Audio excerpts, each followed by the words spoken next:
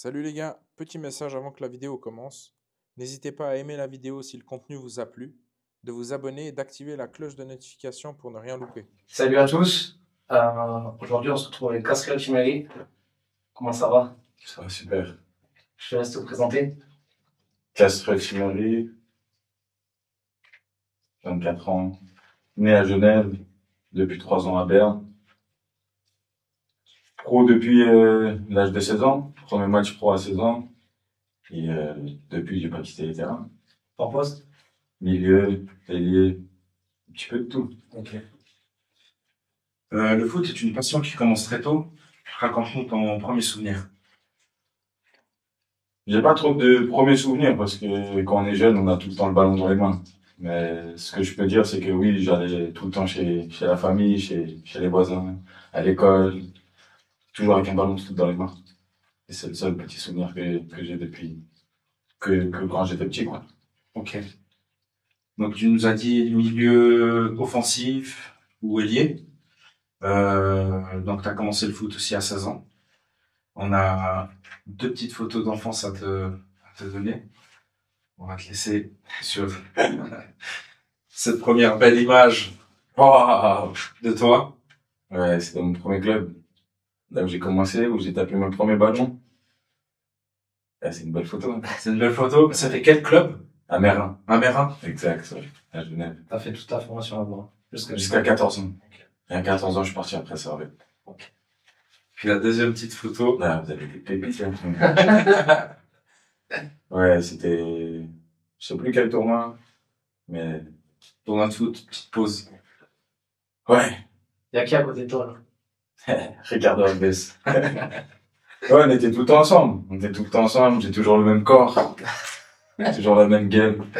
Tu mettais de la crème solaire là comme ça, soleil, non, Non, non. bronzage naturel. Ouais, ouais. J'ai toujours eu ce petit côté bronzé un petit peu. Mais ouais, C'est des origines. ouais, après c'est des belles photos.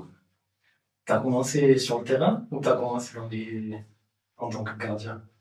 Moi, je sais que j'ai commencé gardien, mais j'ai fait quoi, peut-être, c'est quand t'es petit, t'as envie de tout essayer. Quand t'es à l'école, t'es gardien, t'aimes bien arrêter les ballons. Maintenant, j'ai commencé gardien, et peut-être, quoi, 5, 6 fois. Ok. Après, je prenais trop de buts. Et j'ai dit, Ah, c'était pas ton poste. en fait, ce que je voulais, c'était marquer, et pas Ok. prendre des buts. Ok. Et après, j'ai changé, mais j'ai commencé gardien. Ok. Est-ce que tu peux nous parler de Eusebio? Des ébus? Ouais. Ton entraîneur, quand t'étais petit. C'était quelqu'un que j'ai eu depuis très très très très jeune, que j'ai rencontré à Servette. C'était quelqu'un qui était un peu toujours sur les nerfs, Ok. toujours énervé, Ok. toujours il voulait toujours qu'on fasse les bons choix. Et il nous poussait tout le temps. On était tout petits, hein, mais il était trop strict. On avait tous peur de lui. Ouais. Non, non, c'est une belle personne qu'aujourd'hui, que si je croise dans la rue, bah, je peux prendre 5, 10 minutes pour parler avec lui. Ok. Je pense que ça t'a servi qu'il soit dur d'entrer là. Sur tu vois, sur la Oui. rigueur, sur l'exigence et tout ça. Bah, moi, j'ai eu beaucoup de coachs méchants. Ok. Et dans le monde du football, c'est ça, en fait, qui nous aide, qui nous aide énormément. C'est d'avoir des gens qui sont autour de nous, qui sont stricts, qui attendent beaucoup des joueurs qu'ils ont. Et oui, oui, il m'a aidé énormément. Est-ce qu'il y a un terrain où tu as travaillé tes gammes en dehors de Mérin, Du stade de Mérin, du stade de Mérin? Ouais, j'ai le City de Vaudagne. Ok. Et où l'été c'était là. Et l'hiver c'était souvent sous le préau de mon école, qui était juste derrière chez moi. Et là, je m'entraînais énormément aussi. T'arrives du coup à Servette à l'âge de 13 ans. Tu signes là-bas directement à 13 ans, hein. C'est ça? Ouais. Ouais, j'ai pas fait de test ou quoi que ce soit. Je suis directement allé, ils m'ont envoyé une lettre à la maison. Détection, voir des terrains de... Ouais, parce que à Mérin, moi j'étais toujours surclassé. C'est-à-dire à chaque fois qu'on jouait contre Servette, apparemment, bah ils me suivaient. Ok. Et après j'ai fait la sélection genevoise aussi. Pas de match ou quoi que ce soit au tournoi, peut-être un. Mais après un match contre Servette, J'ai croisé un des coachs de Servette qui me dit, ouais, ça fait 3 ans on te suit. Ça veut dire, bah, il me connaissait déjà, et puis, bah, dans les mois qui suivaient, bah, j'ai reçu la lettre à la maison. Quel sentiment on va recevoir cette lettre? Bah, je vais vous expliquer comment ça s'est fait. J'étais en voyage en camp d'école. Ouais. Je sais même plus c'était quoi comme camp. Et on n'avait pas le droit au téléphone, rien. Et ils nous ont laissé mercredi pour téléphoner. C'est-à-dire, j'appelle mes parents, on parle, on discute, et puis mon père, il me dit, hey, il y a une surprise qui t'attend à la maison. Et moi, les surprises, faut savoir, j'aime, mais je veux trop savoir c'est quoi. Tu peux pas attendre. Ouais, j'arrive pas. Et je dis, ouais, c'est quoi? Mon père, il me dit, hey, quand tu vas arriver, tu verras c'est quoi. Moi, j'avais que ça dans ma tête. Okay. Je dormais à 8 heures pour me réveiller plus vite. C'était un truc de ouf. Et là, bah, je suis rentré vendredi du camp. Je dis au revoir à personne. Je cours à la maison. J'arrive, je vois aucune surprise. Mais je vois une enveloppe sur la table. Et moi, les enveloppes, c'était pour papa, maman. Ouais. C'était pas pour moi, tout ça. Ouais. On me dit, ouais, c'est l'enveloppe. J'ouvre l'enveloppe, je vois le logo de Servette, tout ça. Je dis, waouh. Le rêve. Ouais, laisse tomber. Incroyable. Ouais, c'était... L'émotion, c'est ouais. pas de fou. Ouais, franchement, ouais. Parce qu'après, quand t'as l'entourage aussi qui te parle, qui te dit, non, mais sérieux, t'es à Servette et tout. C'est là, au fait, où tu réalises vraiment ce que t'as fait. Et c'était exceptionnel. Si je te dis, train de 7h14 tous les matins. Ça parle. Pour aller à l'école? Ouais. Ouais. 7h14, 7h35, j'avais le bus. Je devais changer pour aller prendre le bus, descendre, marcher 5 minutes, aller à l'école. C'était tôt, hein. C'était très tôt. C'était tôt. Alors que j'avais, bah, c'était pour le cycle. Mm-hmm. Et j'avais le cycle de la Golette qui est à Mérin, qui était à 5 minutes à pied de chez moi. Mais bah, avec le foot, avec Servette, on devait aller au Charmy, qui était bah, 20 minutes de la maison quand même, 25. Et ça, quand t'as 13, 14 ans, c'est un truc de fou de prendre le tram. Il y a que les grandes personnes à l'intérieur. Ouais. Toi, t'es tout petit à l'intérieur. Mais ouais, c'est l'école, quoi. Okay. À ce moment-là, est-ce que t'as un agent qui s'occupe de toi? J'ai quelqu'un qui s'occupe de moi. Mais c'était pas quelqu'un qui était présent. C'était quelqu'un en mode qui était sur l'extérieur. Où vraiment il a commencé à travailler avec moi, c'est à partir voilà, de 15, 16 ans, 16 ans plus. Okay. Mais à 13 ans, j'en avais pas. À 14, j'ai commencé à parler avec mon premier agent. Et à 15, 16 ans, on a commencé à travailler ensemble. Ok. À 14 ans, tu te fais une sacrée blessure au dos. Est-ce que tu arrives à nous en dire plus sur cette blessure? Ben, c'est une grande blessure qui m'a affecté. Pourquoi? Parce que, comme je l'ai dit avant, moi, j'ai jamais été sélectionné pour les sections genevoises ou sélections suisses en étant jeune. J'ai jamais eu cette chance de jouer les matchs ou jouer les tournois. J'ai eu une seule fois la chance parce qu'il y avait 53 blessés et ils m'ont pris. Mais, et puis là, je commence à faire un entraînement avec la sélection suisse. Et, premier entraînement, ben, je frappe et j'entends mon dos qui fait pas. Okay. Et là, je me dis, oh là là. Et à chaque fois que je levais ma jambe droite, je sentais comme un pic dans mon dos. C'est-à-dire, je devais la traîner. Ensuite, j'ai pris la voiture, c'était à Vevey, si je ne me trompe pas. Ouais, c'était pas Vevey, mon truc, tout ça. Je prends la voiture avec mon père, il m'amène directement aux urgences à Genève. Je fais une IRM et puis, je constate que j'ai un début de fracture de fatigue au dos. Il y en a L4 ou L4, je sais plus c'était quoi, mais bien bas dans le coccyx. Et ils m'ont dit, bah, 4, 5, 6 mois d'arrêt. Et après, bah, avec la nourriture de maman, bah, après 2 mois, j'étais déjà sur mon Fraction de fatigue à 14 ans déjà. Ouais. Bah, je m'entraîne énormément parce que, bah, je voulais ça. Je voulais intégrer Servette, je voulais prouver aux gens que je méritais d'être là. Et c'est pas facile en fait quand tu arrives dans une équipe à Servette à 14 ans. Si vous connaissez la génération 2000 à Servette, j'avais pas ma place. Okay. Et j'ai pas peur de le dire, tout le monde le savait. Mais le seul truc que moi j'avais en plus de les autres, c'était la dalle. Ouais. J'avais cette envie de tout manger sur le terrain. Et c'est ce qui m'a fait arriver bah, à Servette. Mais voilà, je devais travailler plus que les autres. Techniquement, vitesse, devant le but, défensivement, j'avais tout à apprendre. Et j'étais content d'un côté parce que je me disais que j'ai une marge de progression encore à faire. Mais de l'autre sens, je me disais il fallait que je joue. Du coup, je m'entraînais avec l'école, les entraînements. Je rentrais à la maison, je mangeais, je sortais avec les grands du quartier, jouer, m'entraîner. Et à un moment donné, mon dos, il a fait, tranquille, il fait. Même quand t'es jeune et le corps il a besoin de repos, c'est important. C'est très important. Plus tu grandis, plus c'est important. Ouais, c'est clair. Ça t'a fait éloigner des terrains pendant combien de temps à peu près cette blessure? J'ai fait 2 mois avec le corset, où je m'entraînais pas. Et sur ces 2 mois, faut savoir, j'ai une morphologie qui grossit énormément quand je mange et que je m'entraîne pas. C'est-à-dire, je prends 10 kilos Ah ouais. en 2 mois, même pas. Et là, ils me disent que à 4 mois, on faisait une IRM pour voir comment ça allait. Et moi, à 2 mois, je jouais déjà au quartier avec mes gars. Ça veut dire, je vais voir le club et je leur dis, hey, j'ai envie de faire une IRM pour commencer plus tôt. Ils me disent, non, c'est impossible. C'est impossible, on en a déjà plein dans ton cas. Après 2 mois, c'est pas possible. Et je dis, s'il vous plaît. Et ils me disent non. Une semaine après, toute la semaine d'après, je les harcèle. Je veux faire. Ils me disent, ok, va faire. Ça, je peux la Va faire. Va faire. On y est. Ils me donnent mon rendez-vous, je vais, et ils voient plus rien. Ok. Ils disent, mais c'est pas possible. Ça veut dire qu'il fait une deuxième. Ils voient rien.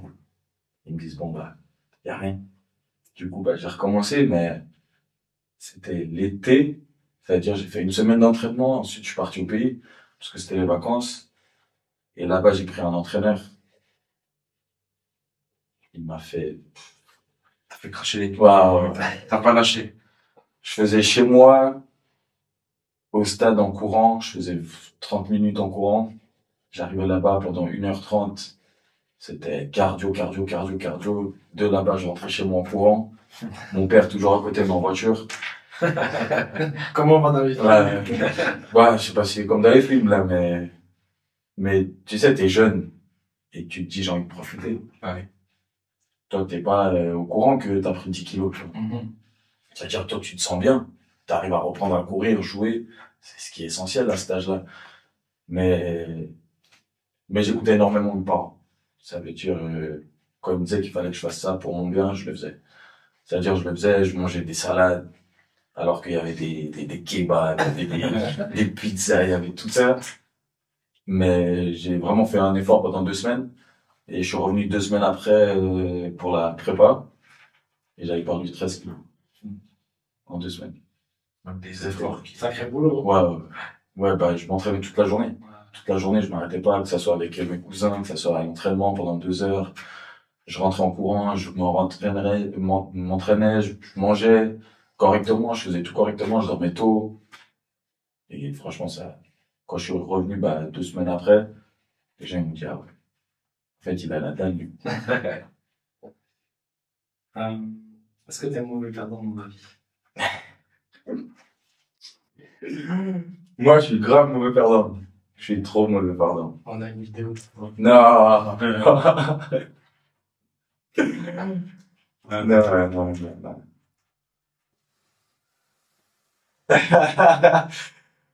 On va juste mettre le son. Hop. Salut Cass, ça dit quoi frérot? J'ai une petite question pour toi. Pourquoi t'as un petit trou dans ton ancien appartement à Mérin, tu sais, dans le salon? Je sais pas si tu t'en rappelles, mais moi je me rappelle très très bien frère. Allez, bonne interview les gars, ciao. Salut Cass, ça dit quoi frérot? Ardit, c'est un ami d'enfance. Et avec lui, j'ai fait les 4 ans. Que ce soit les conneries, que ce soit les bons trucs, que ce soit les... tout. Et lui, c'était un des amis proches que j'ai qui m'a énormément soutenu, que ce soit dans le positif ou le négatif. Dans le négatif, quand il y avait des points négatifs, bah lui, il était là pour moi. Et oui, l'anecdote, bah, comme on a dit, je suis mauvais perdant. Et moi, je suis pas du tout FIFA. Pas du tout play, tout court. Et eux, ils jouent tous entre eux. Ça veut dire, je me dis, bah, je vais me joindre à la partie, tu vois. Je joue au foot, je me suis dit, vas-y, c'est carré. Je commence à jouer, mais je crois, je prends le Barça, il a pris l'Inde, je crois. Il me met un score 5-6-0, je crois. Et il y avait une bouteille de coca devant moi. Aïe. Je l'ai attrapé. Dans le mur, j'ai fait un trou dans le mur. Le coca, il a giclé partout. Et maintenant, eux, ils se tapaient des barres. Mais moi, je rigolais pas. Mais quand ils ont vu cette action, ils se sont calmés, tu vois. Ils se sont dit, ouais, il peut péter un plomb. Et ouais, c'est pour ça, et j'ai toujours caché ce trou. Mes parents, ils le savent même pas, carrément. On apprend là, là. Non, parce que j'ai changé d'appart. Du coup, c'est carré. Aïe, aïe, aïe, aïe, aïe. T'as rejoué à FIFA depuis un peu ou Ouais, t'as ouais. compris que... En détente. En détente, Tranquille. ça veut dire club pro un peu avec eux, justement. J'avais un joueur, j'arrive. Parce que j'arrive à me placer un peu sur le terrain, comme si c'était moi. Ouais. Mais une équipe, c'est trop. Mais non, bah là, ça fait 3 ans, par exemple, que je suis à Berne, que j'ai la Play à la maison. Je l'ai allumé à moi tout seul, 2 fois. Et eux, quand ils viennent, bah, ils jouent. Moi, je les regarde. C'est plus pour le fun, quoi. Ah, C'est mieux des fois. ouais.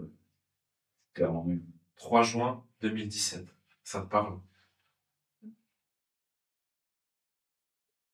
Ouais. C'est dans ces alentours-là que je pense que j'ai fait mon premier match pro, si je me trompe pas.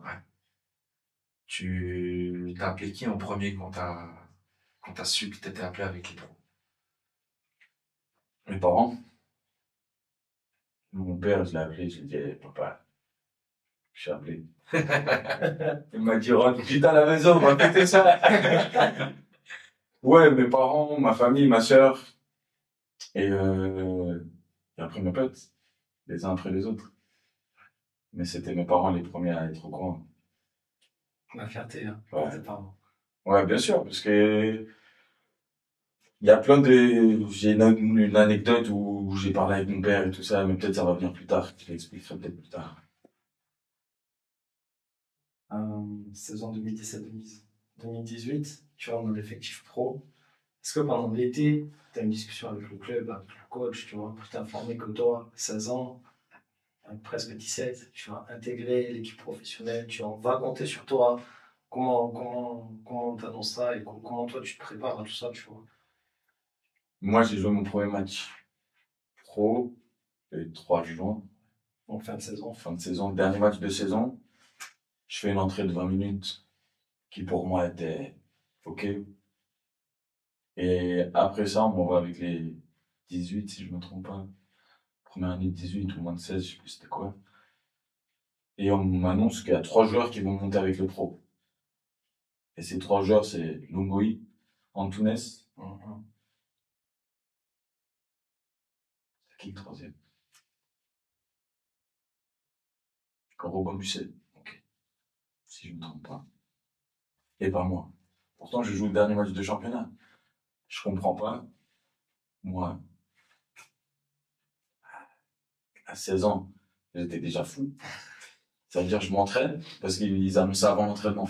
Ça veut dire que je m'entraîne pas correctement. Et 2 jours après, je prends mes valises et je pars lever. Ok. Alors qu'il reste encore 2-3 entraînements. Et je voulais leur montrer que j'étais énervé. Que je joue le dernier match de championnat et que, en fait, vous me faites ça. Ça veut dire, au fond, je sentais que le club, bah, indirectement, ne faisait pas trop confiance non plus. Et je pars au pays. Et je me dis, s'ils ont besoin de moi, bah, ils m'appelleront.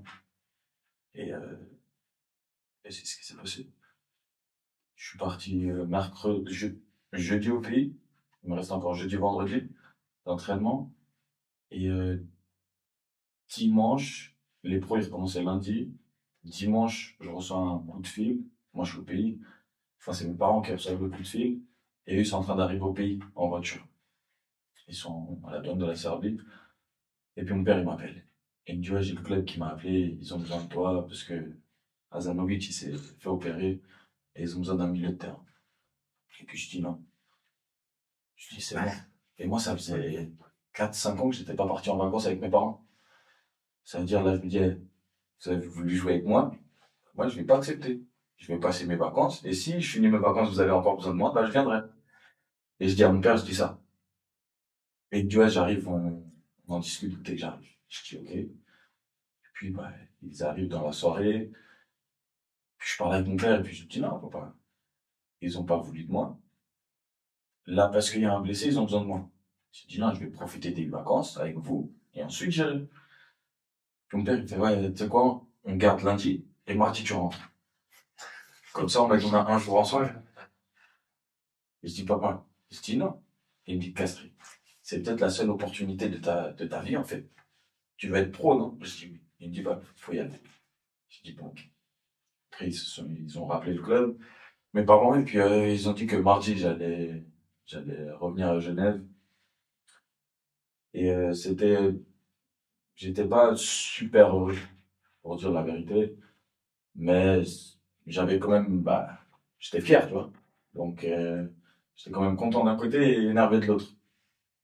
Et dès que j'arrive, on s'entraîne mardi. Mercredi, on part jouer contre Nice. À l'ancienne, quand il y avait Balotelli encore, on joue Nice.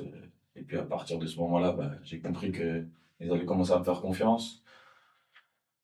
Il y a encore eu des petits soucis de tu joues pas, tu vas t'échauffer pendant 45 minutes les 3-4 premiers matchs. Ensuite, je suis allé voir dans les bureaux, j'ai dit, je suis venu de mes vacances. Et bon, on fait ça. J'ai dit, je demande pas d'être titulaire, mais au moins de rentrer un petit peu. Donnez-moi un petit peu. 5 minutes, Ouais. moi, tu rentres, quoi. Et pourtant, les 3 matchs de amicaux qu'on avait fait, je les avais bien joués, tu vois. Donc, je me dis, bah, donnez-moi un petit peu. Et ensuite, bah, avec des blessés, j'ai joué. Et c'est là où vraiment ils ont vu qu'ils pouvaient me faire confiance. Et c'est là où j'ai commencé, moi, à m'épanouir, en fait. Et c'est à partir de ce moment-là, en fait. Rappelle-nous, t'as quel âge à peu près à ce moment-là? 17? 17 ans. Ouais, juste avant 17. Parce que je suis né le 27 juin. Et les pros, ils recommençaient vers le 20. Ça veut dire à ce moment-là où je commence à jouer, j'ai déjà 17 ans. Ok. Mais quand j'ai intégré les pros, j'étais à 16 encore. Ça fait caractère à 17 déjà. Ouais, ouais. D'aller voir les bureaux, Ouais. là où les petits jeunes, ils sont tout discrets. Bah, j'ai toujours eu ce petit côté euh, leader. Ça veut dire que j'avais pas peur de parler. Si je voyais quelque chose, je le disais. Que ça soit un mec de 36 ans ou que ça soit un gars plus petit que moi encore.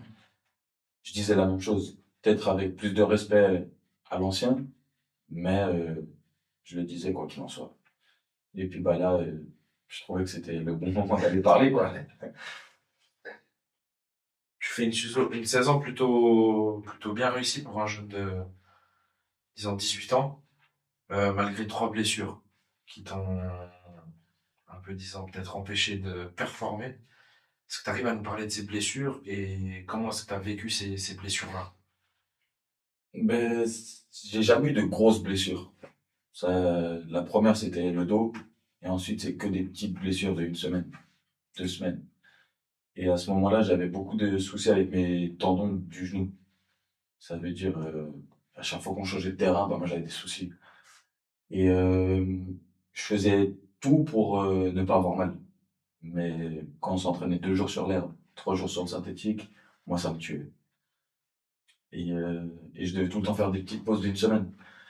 Et la première fois que j'ai fait ça, bah, quand t'es en pro, bah, t'es vite sur le côté. Ouais.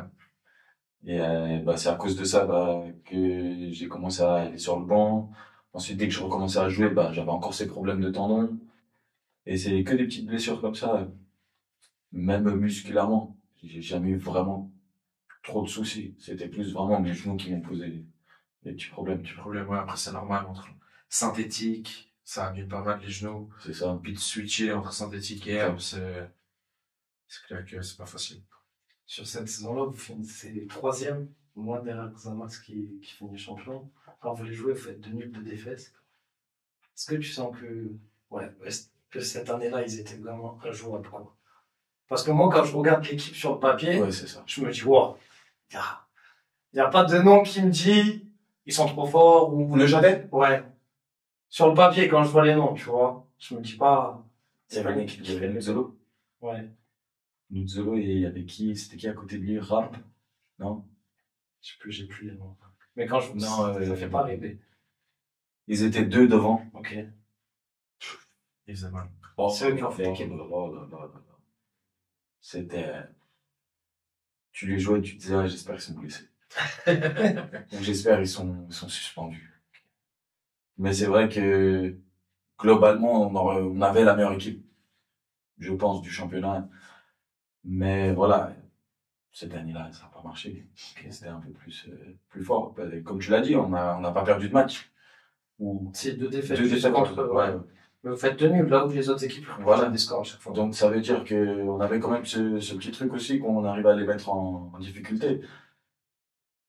Mais non, quand tu regardais leur équipe, tu te disais, il y a moyen qu'ils soient meilleurs que nous quand même. Parce qu'en fait, ils tapaient là où nous n'arrivions pas à taper. C'est-à-dire devant les buts. Devant les buts, ils marquaient tout le temps. Et vous manquez ça, c'était ça, ouais. Mais eux, ils marquaient tout le temps. Tout le temps. On va reparler t'as eu des blessures, où là, t'as loupé 4 matchs pendant la saison 2018-2019. Est-ce que tu redoutes un peu cette saison-là ou... Non, parce que les blessures, je dirais pas que ça fait grandir, mais ça fait réfléchir. Tu te poses, tu te dis, mais pourquoi? Qu'est-ce que j'ai fait? Qu'est-ce que j'ai pas fait? Et c'est là où tu commences à comprendre que peut-être tu dois mieux manger, que tu dois plus dormir. Mais non, je dirais pas que ça m'a perturbé ou quoi que ce soit sur ma carrière. Ça m'a juste fait grandir, je pense. Après, oui, c'est 4 matchs. C'est pas une saison. Non, c'est clair. Donc, c'est les 4 premiers matchs. Mais c'est les 4 premiers matchs. C'est ça qui est un peu compliqué, mais après, ça fait grandir, je trouve, les blessures. Ouais, non, c'est sûr. Tu penses peut-être, du coup, comme tu as dit, à changer ce train de vie ou peut-être tu as envie de faire plus de renforcement musculaire ou... De toute façon, c'est toujours un apprentissage. Ben, c'est là où tu apprends. C'est là où tu apprends, c'est là où tu commences à travailler plus pour toi-même, c'est là où tu poses des questions, c'est là où tu t'informes, c'est là que les gens voient que tu as investi dans ce que tu veux faire. Donc au final, c'est pas négatif, je trouve. Après, oui, c'est négatif parce que tu es out des terrains, mais ça t'apprend. Tu travailles différemment. Ouais, tu travailles tout le temps différemment. Pendant ton absence, une série commence pour le club. Est-ce que tu as un souvenir de ça? Pendant mon absence? Ouais, les 4 premiers matchs en fait. Tu veux une série qui se déclenche. Souvenir. 13 matchs sans défaite. Oui, ça je me rappelle, mais... Et après, on aurait enchaîné 10 matchs sans défaite encore. Dont un but de ta part contre Lausanne. Vous faites une saison quasi parfaite là, cette année-là. Ouais. Je sais que cette année, on était... Tout nous réussissait. Tout. On faisait n'importe quoi, ça passait. Mais on avait des joueurs. Quand tu regardes l'effectif, tu te dis, mais quel joueur. Et c'est ça qui nous a permis de faire ces enchaînements-là. Mais comme j'ai dit avant, Neuchâtel avait ce truc de marquer tout le temps. Et cette année, c'était nous. Et on loupait pas beaucoup devant les buts. C'était ça qui était cool. Ça fait la différence. Ouais, énormément. Est-ce que tu peux nous parler, pour nous expliquer la journée du 10 mai 2019? 10 mai 2019? Est-ce que si ça te parle pas, c'est le match de la montée contre Lausanne. Mais je nous explique ta journée à toi. Ta journée du matin au réveil jusqu'à ce match-là, jusqu'à la... Quelle journée. Sur le moment, tu te dis c'est un match comme les autres. Parce que tu restes quand même jeune. Tu comprends pas trop encore, je pense, le match du derby. Ouais. La pression. Mais voilà. Et à cet âge-là, j'avais pas de pression.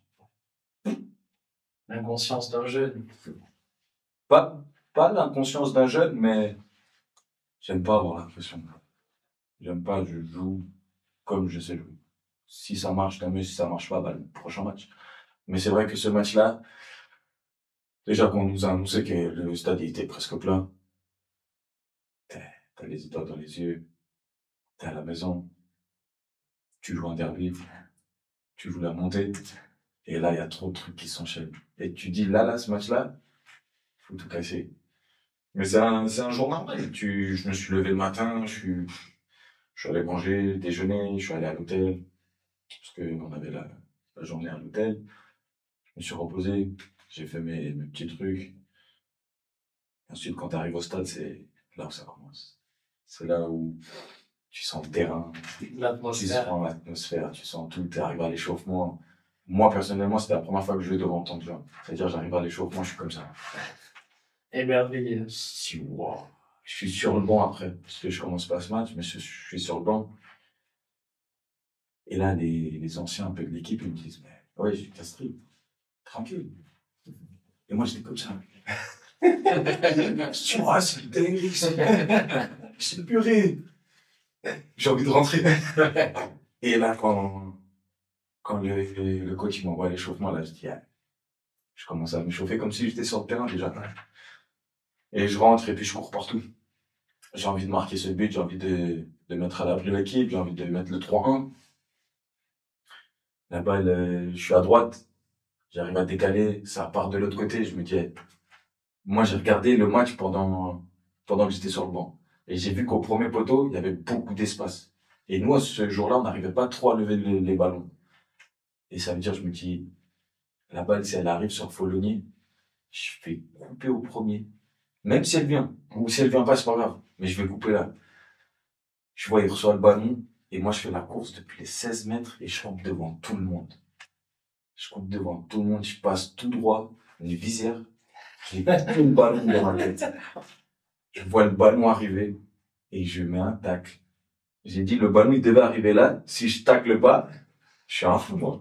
J'ai taclé, puis extérieur, pied droit, je sais même pas comment je l'ai Un marqué. peu de soulèvement. Ouais, je sais pas ce que j'avais fait. Et là, c'est, wow. Et après, je fais ma glissade devant les supporters de Lausanne. Ça, c'est le meilleur. Il y avait combien de personnes dans le stade, là? 23 000. 23 000, mais t'avais l'impression qu'il n'y avait plus de place. Dans le stade de Genève, je crois, il fait 33, 32, 33. Ok. C'est-à-dire, il restait quand même 10 000. Mais t'avais l'impression que ça, il était fou. Ouais. Tu vois, c'était L'ambiance. Ouais, c'était incroyable. Sacré souvenir, je pense. Ouais, ouais. Bah, je pense que c'est un de mes plus gros souvenirs. Ah, en plus, c'est le club, le premier club où tu signes pro, t'es le Ouais, c'est ça. match de la montée, Exact. pour le club, Il y a toute ma famille, il y a tous mes amis, il y a tout mon quartier, il y avait tout le monde, tout le monde. Ça te fait une première saison avec 1000 minutes de jeu pour 30 matchs. Ouais. Je pense que c'est satisfaisant. Ouais. Franchement, à cet âge-là, je voulais jouer. Mais j'espérais pas jouer autant. Et j'ai pas autant joué que ça. Mais à chaque match que je rentrais, j'étais décisif. Que ce soit contre Neuchâtel avec 2 passes D, que ce soit avec Thiagas, où on rentrait les deux en même temps et ils nous appelaient les inséparables. Ok. À chaque fois qu'on rentrait, on tournait le match. Et ouais, en fait, il m'avait pris cette année comme un joker un peu, avec lui. C'est-à-dire, on jouait presque jamais les matchs. Ok. Mais ils nous lançaient. Ils nous lançaient et puis ils disaient, hey, s'il vous plaît, faites quelque chose. changer de match. Ouais. Et on en a changé, moi. Sur toute l'année, je pense 7-8 matchs comme ça. Ouais. On avait fait beaucoup de trucs de ouf avec Vous avez su montrer, prouver, faire la Ouais. différence, quoi. Bah, justement, sur la saison d'après, t'as parlé de Xamax. Je pense que t'as inversé les 2 saisons, mais 6e match, faut jouer contre Xamax, vous perdez 2-0, tu rentres, 2 passes D. Ouais, c'est Tu ça. vas chercher le nul en 30 minutes. Bah, tu sais, quand tu joues, quand nous, Neuch, c'était comme un derby. Ok. On voulait les battre. C'était l'une des meilleures équipes du championnat à ce moment-là aussi. On voulait les battre. Et puis là, quand je rentre à la maison, puis c'est sur 2 corners. Je me dis, c'était top pour moi. Je rentrais à la maison avec le sourire.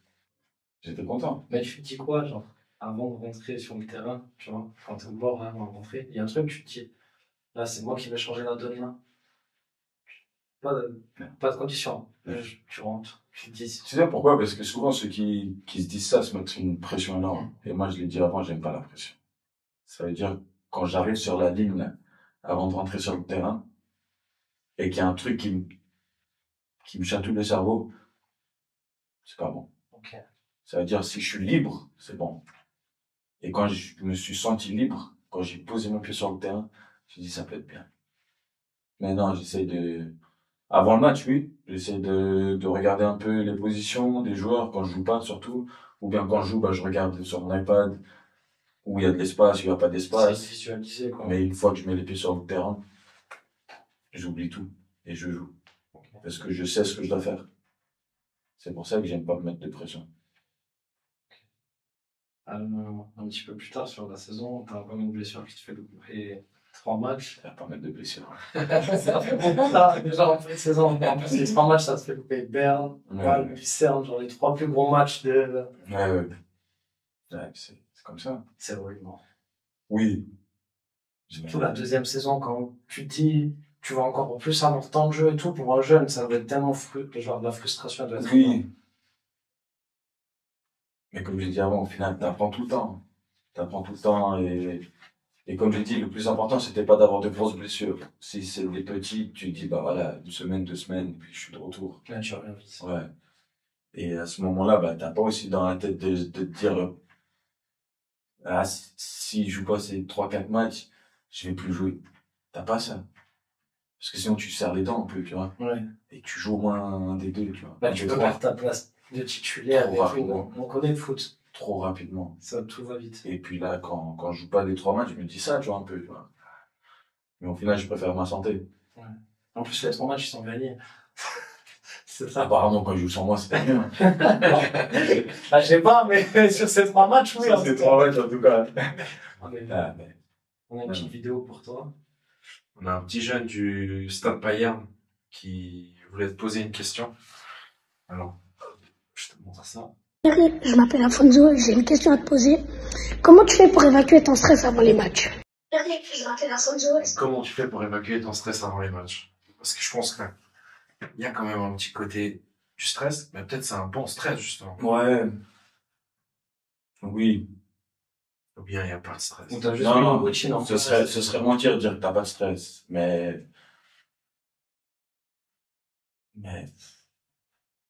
T'as rien, tu fais rien de spécial. non, moi, j'ai rien de spécial. Le seul truc que je fais tout le temps, c'est je mets mes habits en premier avec la main droite, le pied droit, tout ça.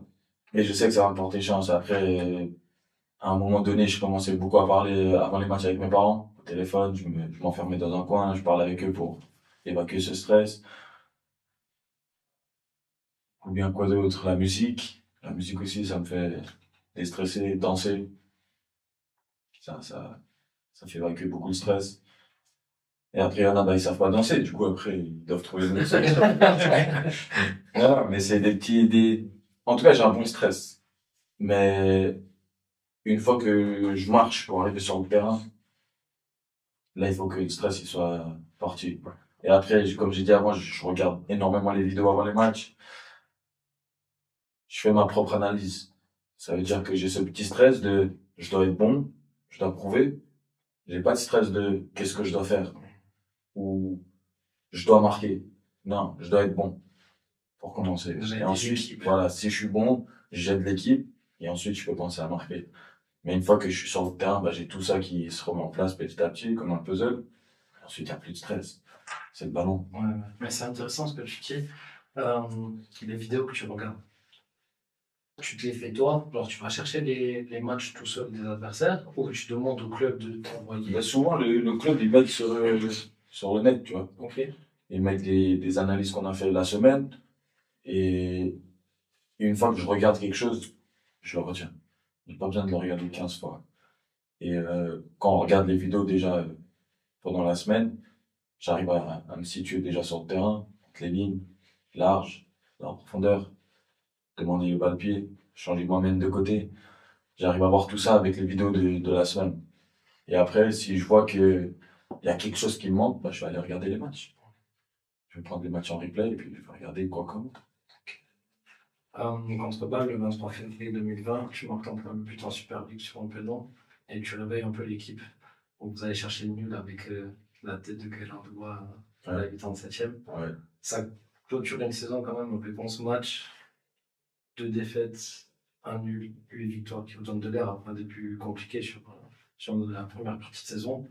Comment t'expliques le début très compliqué où vous avez perdu pas mal de matchs et après cette série-là où elle est grandement positive avant la trêve, avant le Covid notamment. Ça, c'est quoi la première année en Super League? Hein? Ouais, 2020, juste avant le Covid en fait. Mais tu sais, quand tu passes de Challenge League à Super League, t'es sur l'euphorie. Je viens de faire une montée.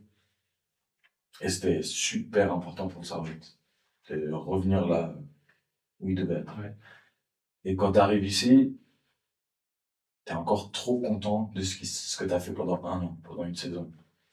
Et quand t'arrives à ce moment-là, tu te dis, on n'avait pas encore cette expérience, je pense. Les premiers matchs, et c'est pour ça que on s'est pas pris la tête. On a dit, ok, on a perdu nos matchs, mais ça va arriver. Et c'est juste pour ça, je pense.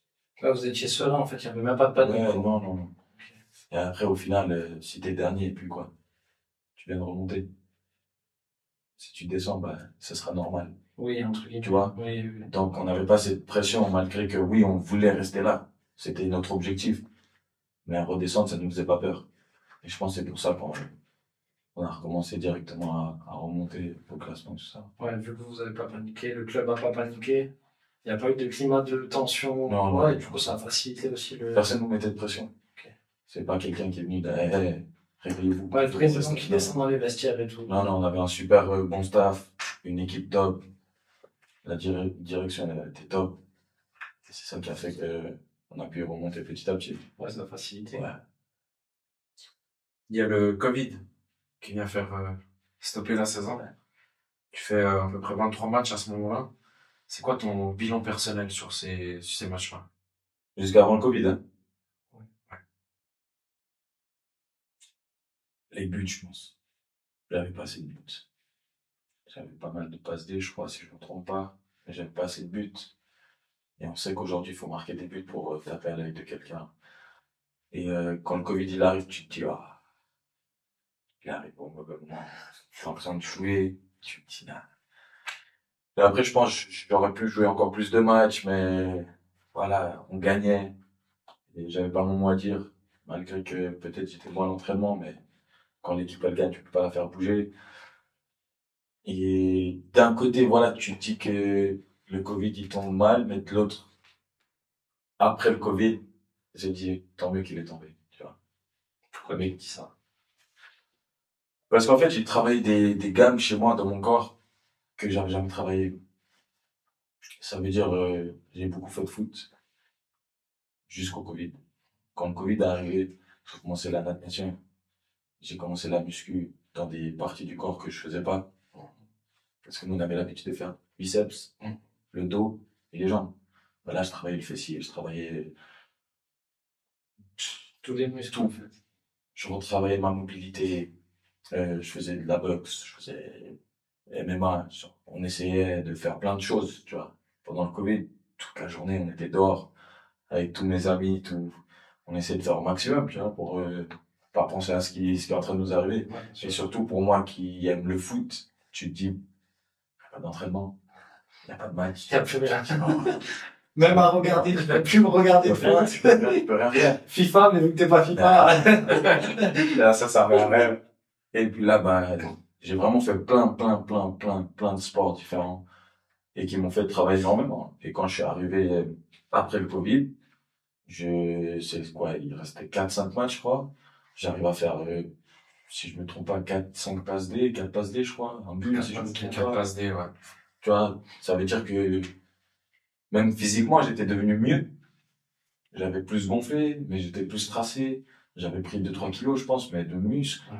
La masse grasse a été super basse. Ça veut dire j'avais énormément travaillé. Mon père, carrément, une fois, il me disait, tranquille un peu. Ben, je sortais, et il était 9h du matin, je rentrais, il était 20h.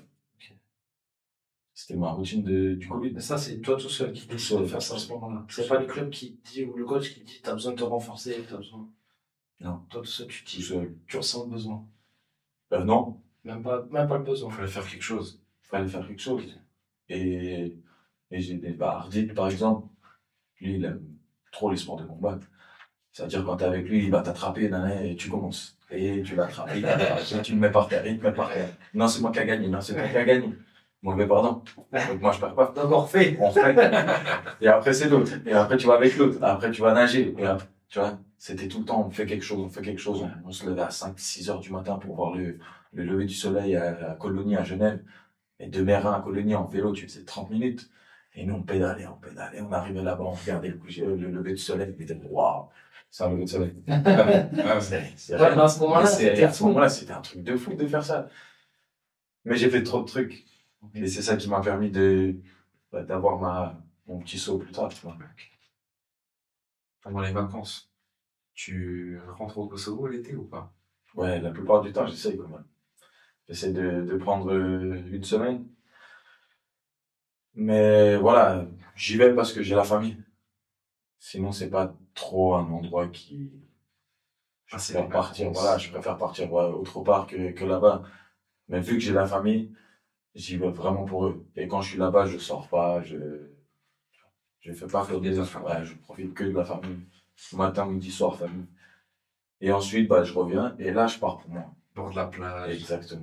Profiter, C'est vrai. vider la tête. Mais ouais, chaque vacances, j'essaie de prendre une semaine en tout cas.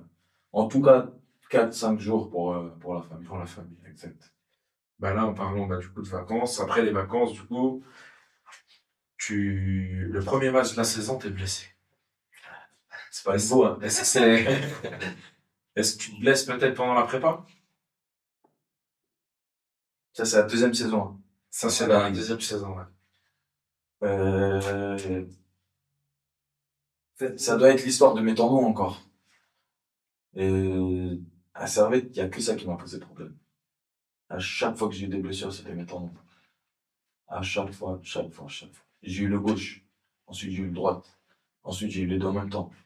Après, pendant 2 mois, ça allait. On changeait de terrain, le gauche. Ensuite, ça revenait à droite. Et c'était insupportable. Mais c'était que ça, j'en suis sûr. Certain, j'ai Ok. jamais eu d'autres soucis que mes genoux. Et les médecins du club, ils pensaient quoi? Tu vois, Ils voulaient que je fasse mon repos. Ok. Que du repos. Il m'avait dit quoi? Il m'avait dit 4-5 mois d'arrêt. Ouais, mais Vraiment tout reposer. sans relâcher. Ouais. Toi, tu J'avais pas le temps. saigner. Ça fait quoi, plus de semaine? Je faisais tout le temps une semaine. 2-3 jours. Je mettais des flectors avec des pommades tous les soirs. Juste pour pouvoir le lendemain être sur le terrain. De la dalle, quoi. Ouais. Bah, tu reviens, du coup. T'es quasiment titulaire. Tous les matchs. Comment tu te sens dans le groupe? À ce moment-là, personnellement, je me sens bien. Mais si je me trompe pas, c'est quand Konya il se blesse, non? Oui. C'est à ce moment-là où je fais ma saison. Avec mes buts. Saison, ouais. 13 buts, je crois. T'es à, j'ai pas l'info là, mais 11 buts. Non, je crois que je suis à 13. 13. 13 avec Toute 3 4 compétition, mais 11 buts. Ouais, en voilà, championnat. exact. Et tu vois, on finit le Covid. Moi, je finis les 4-5 matchs de championnat en pétard. C'est-à-dire, je me dis, je vais jouer. Premier match, je crois que je suis sur le banc. Et le deuxième, je me blesse. Moi, j'ai sur le transfert marque, j'ai tapé. Première. d'abord. Ok. premier match de la saison. Voilà, je me blesse. Après, Et je suis le sur le banc. banc, nanani. Et puis là, il y a Konya qui se blesse à Zurich. Et à partir de ce moment-là, je bouge plus. Je me fais toute la saison.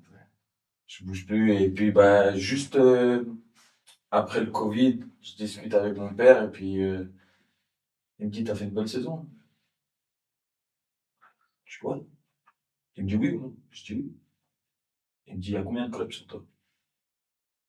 Je dis, bah, j'en sais rien, c'est toi qui parle avec mon agent. Il fait comme ça. 0-0. Je dis, comment ça se fait? Il me dit, t'as marqué combien de buts? Je dis 0. Il me dit, combien de passes décisives? Je dis, ouais. 9, 8, 9, 10, tu vois, je savais plus. Il me dit, tu veux faire quoi? Je dis, bah, j'ai envie d'aller chercher ailleurs, tu vois, un autre club, j'ai envie de progresser quelque part d'autre, j'ai envie de vraiment devenir quelqu'un, tu vois. Il me dit, tu dois faire quoi, là? Et je dis, bah, marquer des buts. Il dit, exactement. Et c'est pour ça que cette saison, bah, personnellement, bah, j'arrive à marquer des buts. Et je crois que je marque mon premier but en étant blanc, si je me trompe pas, conscient. Ok. Ou ça, c'est l'année d'après. Je sais Ça, plus. ouais. Plus c'est quand. On l'a pas. Peut-être là, non, là, moi j'ai fait 3 saisons en pro. Ouais. Non, là, c'est la deuxième. Ok, la deuxième, c'est là où je fais mes passes décisives. Et la dernière saison avant de partir, c'est là où je marque mes buts. J'ai décalé d'1 an. Mais, ouais. Cette année-là, bah, on voulait rester en haut, tu vois. Mhm. Dans le tableau. Et Konya, c'est un joueur t'as besoin de lui. T'as besoin de lui. Quand il se blesse, bah, ça nous met un petit coup au moral. Mais il revient super vite, je crois, si je me trompe pas. Et bah, il joue, moi je suis sur le banc, moi je joue, lui il est sur le banc. Ça switch. Ouais, et puis on n'avait pas ce truc de. On était énervés l'un contre l'autre. Tu vois, on se parlait normal. On s'aidait. Ouais, ouais, voilà. On s'entraînait, on s'aidait. Lui était bien un peu plus vieux que moi, du coup, des fois il venait, il me donnait des conseils. Mais moi, quand je voyais qu'il faisait quelque chose aussi, bah, je lui disais, vraiment, tranquille, chill. Et puis, bah, c'est à ce moment-là que là, je me suis vraiment me senti bien et que j'ai fait mes passes décisives parce que ça tournait de ouf. Ça tournait. Ouais. 26 octobre 2020, tu signes un nouveau contrat de 3 ans. Ouais. Il y a un step-up financier là. Fait par le club. Oui. Ok. Pas mentir. J'ai commencé à jouer en pro avec un salaire de débutant, pendant qu'il y en avait d'autres qui avaient des salaires à se couper les veines. Mais j'ai jamais eu un souci d'argent. Ça n'a jamais été mon premier but, en fait. J'ai toujours voulu jouer. Et puis, quand ils m'ont proposé ce contrat de débutant, j'avais dit non. J'avais dit non, je veux pas d'argent. Pourquoi de l'argent? Je joue au foot, je joue de ma passion. Ah ouais, d'accord. Genre, je comprenais pas. Ouais. Puis mon père, il me regarde, il me dit, mais Casserie, c'est le foot. Si tu veux en faire ton métier, il faut que tu vives aussi. Voilà. Et après, quand il m'a dit ça, je dis, ah bon? Il me dit, ouais. Je dis, bon, bah, ok. Et puis, bah, j'avais signé mon contrat, et puis, bah, j'ai rechangé, je crois, 3-4 fois. Okay. En étant en pro, 3 fois, je crois. Et là, ouais, je prolonge, et puis financièrement, bah, ça suit. Ça suit parce que mes performances, elles sont bonnes. Ça suit parce que le club a confiance en moi. Et oui. Est-ce que, pour les jeunes aussi qui nous regardent, tu vois, je sais que souvent, c'est dur la gestion de l'argent. Est-ce que toi, tu as quelqu'un à ce moment-là qui t'aide? Est-ce que c'est ton père, c'est ta mère, c'est eux qui gèrent l'argent ou qui t'apprennent? Tu vois, on a eu Samuel qui nous disait qu'il avait fait beaucoup d'erreurs au niveau financier. Comment vous gérez ça dans la famille? Des erreurs, non. J'ai pas fait des erreurs. J'ai mes parents qui m'ont beaucoup aidé, qui gèrent pas mes comptes, mais qui m'aident beaucoup, qui me laissent faire ce que je veux, comment je veux, mais qui me conseillent beaucoup, oui. Et puis, à mes 18 ans, bah, je voulais passer mon permis. J'avais 18 ans, tu vois. Mon père me dit, ouais, si tu passes ton permis, tu vas acheter une voiture. Tu vas peut-être perdre de l'argent, tu vas en achetant ta voiture. Et il me dit, mais financièrement, t'es assez bien. Et là, il y a des appartements qui vont se faire. Donc, tu peux acheter. Mais avec ça, tu vas gagner de l'argent. Et puis moi, je me pose comme ça. Je dis, ok. C'est-à-dire, je fais pas mon permis. J'achète mon premier appartement. À 19 ans, je passe mon permis. J'achète ma voiture. Tu vois, je fais les deux en un an. Ouais. Et puis mon père, il me dit, bah voilà, tu vois. Si t'avais acheté la voiture, t'aurais pas pu acheter l'appartement. Et aujourd'hui, bah, mes parents, ils vivent dedans, tu vois. Ouais. Ils ont toujours raison. Tu vois. Ah, de toute façon, la pierre. Et moi, comme j'ai dit, tu vois, que ça soit à 14 ans, à 16 ans, à 18 ans, à 24 ans, j'écoute mes parents. Je pense toute la vie, on écoute ses parents. Mais oui. Après, t'as des choix que tu vas faire tout seul. Bien sûr. Et qui devront accepter. Ou pas. Oui. Tu vois. Et ça, c'est les parents. Bien sûr. Ils sont jamais 100% d'accord avec nous, mais. Non, 100% d'accord avec nous, non. Mais, tu sais, avec tout ce qu'ils nous donnent, on peut pas leur rendre en négatif. Ça, c'est sûr. Ça veut dire, si eux voient le mal quelque part, ils vont le dire. Parce qu'ils ont vécu beaucoup plus que nous. Donc, faut écouter. Faut écouter. Après, si tu veux prendre, tu prends. Si tu veux pas prendre, tu prends pas. Mais je suis quelqu'un qui écoute tout le monde. Que ça soit mon petit frère, que ça soit ma grande sœur, que ça soit mes grands-parents, que ça soit mes parents, que ça soit des amis. J'écoute tout le monde, tu vois. Et je prends tout ça, puis je mets ensemble, et puis j'enlève ceux qui ne m'intéressent pas, et puis je garde ceux qui m'intéressent. Et ça me fait un beau chapeau après. Je suis en train de... Tu veux passer à manger? Non, je vais passer à l'homme. Ok. En janvier, t'attrapes le Covid. Ouais. T'es dans quel état avec cette maladie? Il en restait 4. Il y avait 4 survivants. Dans l'effectif? Dans l'effectif. Et je faisais partie de ces 4.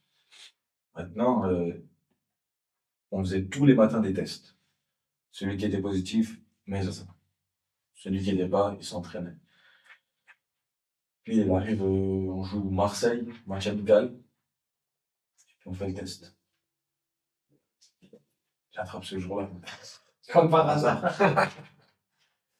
On m'amène à l'hôtel. J'entends 5 minutes après. J'ouvre la porte et je vois Ricardo. Lui aussi, Covid. Oh, dans la même chambre. Oh. Une semaine, les deux enfermés dans la chambre. C'était exceptionnel. Et ouais, j'étais bien. Franchement, j'étais C'était bien. pas le gros Covid, Non. rallongé, 42 fièvres. Non, j'avais pas de fièvre, j'avais l'odorat, j'avais le goût. Juste positif. Ouais, positif et un peu de fatigue. Mais pas quelque chose qui me tabassait, quoi. Ok. Non, j'étais tranquille. C'est pas quelque chose qui a eu un impact par après aussi. Bah, ils m'ont fait les tests cardiaques et tout ça. Ouais. Et ils voyaient qu'il y avait un petit truc bizarre. Et je me suis pas entraîné pendant une semaine. Pendant une semaine, je me suis pas entraîné à cause de ça. Et je suis allé faire un test après une semaine et puis ils ont vu que c'était rien de grave. On a oublié un truc, mais juste avant le Covid, tu joues 2 minutes quand tu cernes. Il faut que je te pose la question. Tu prends jaune, puis jaune, dans la même seconde. Moi, j'ai pas les images, mais je veux que tu me dises ce qui se passe. Vous savez pas Tu les m'expliques. Je veux que tu m'expliques la situation. Je peux pas retrouver le match en replay, j'ai pas les images. À ce moment-là, j'avais eu un petit déclic depuis quelques mois où je me disais, voilà, faut que je me donne encore plus. Faut que je m'entraîne encore plus. C'est-à-dire, je voulais tout faire en plus. Et là, je rentre à Lucerne. Une dalle de ouf. J'avais trop la dalle. Je rentre. Corner pour eux, je crois. Non, pour nous. La balle, elle ressort au 16 mètres. Le mec, il passe devant moi avec le ballon. Je lève les mains. Je le touche même pas. Il tombe devant moi. L'arbitre, il vient vers moi. Il me met un jaune.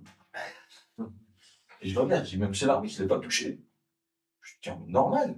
Tranquille. Ouais. Pas agressif, rien. Il veut, comme ça.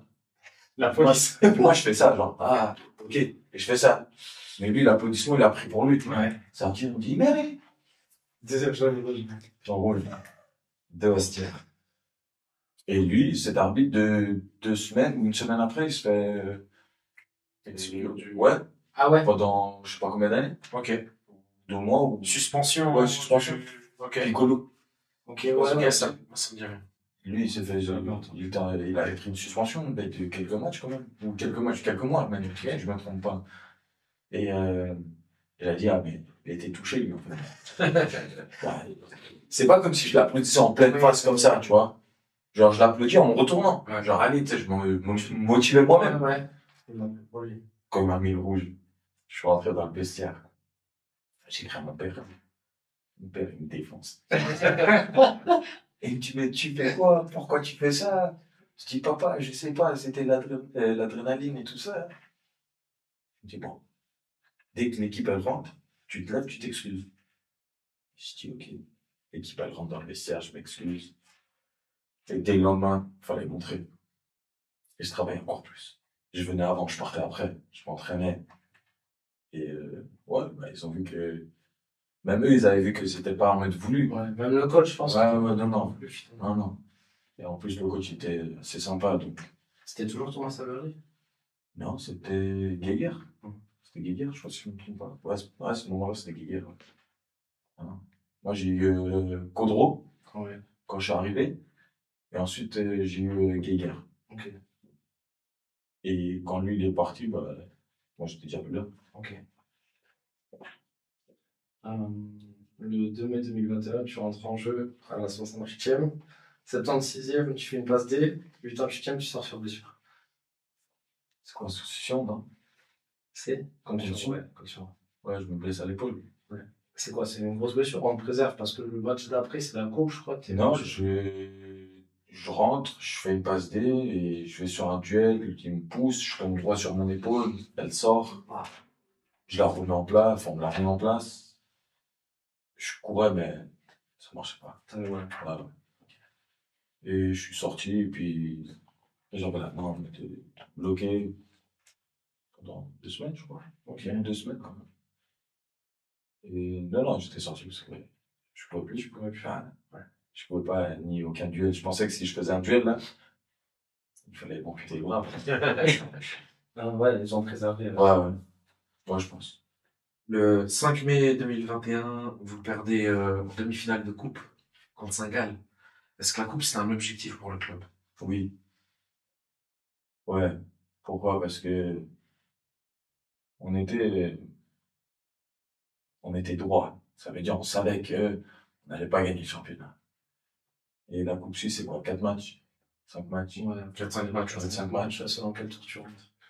Tu peux prendre une place d'Europe avec ça. C'est 4-5 matchs sur 46 matchs peut-être, tu vois. Donc oui, c'était un objectif. Quand on est sorti, on était un peu dégoûtés. Est-ce que tu crois que le format coupe en Suisse, il est, on va dire, adapté, tu vois? Est-ce que tu penses qu'il faudrait pas qu'il y ait plus d'équipes, faire comme on voit en France, tu vois, la Coupe de France, ça peut faire monter des clubs. Franchement, pour dire la vérité, j'ai jamais pensé à ça. Ok, en tant que footballeur. Moi, je suis footballeur, mais j'aime pas trop le foot à regarder tout ça. Ah, tu regardes pas beaucoup? Ok. Je regarde pas, je joue pas à la play. Tu fais quoi? Rien. Tu fais quoi en dehors? X. Ok. Je passe du temps en famille, en amis. J'aime aller voir un peu des endroits que de base je serais pas allé, tu vois. Ok. Petit truc comme ça. Mais Profiter de la ouais, jouer à la play, regarder le foot. J'en ai assez du foot. T'en manges assez Ouais. toute la semaine? Ok. Ouais. Du coup, vous finissez troisième. Alors, c'est un deuxième tour de qualification pour la Conference League. Vous jouez au Mol 2. Vous perdez 3-0 là-bas. T'es pas dans le groupe. Vous gagnez 2-0 ici. Je crois que je suis pas dans le groupe, mais je crois que j'ai fait le déplacement. Ok. Moi, j'étais hors groupe. Ah non. C'est à domicile, je crois, t'es sur le banc. Ouais, je crois. Tu joues pas. C'est ça, c'est exactement ça. Comment ça? Pourquoi? T'as une raison à ce moment-là de pourquoi t'es hors groupe pour aller là-bas? Tu peux être blessé? Non, je crois pas. T'as pas de blessé à ce moment-là. Ouais, je sais pas. Ok. Non. Est-ce que c'était dur, on va dire, de pas accrocher, tu vois, cette phase de poule de Conference League, de pas goûter à l'Europe réellement, tu vois? Oui. On joue au foot pour ce genre de compétition. Donc, au final, on a envie de jouer ça. Que ce soit l'Europa League, la Conference League, Champions League.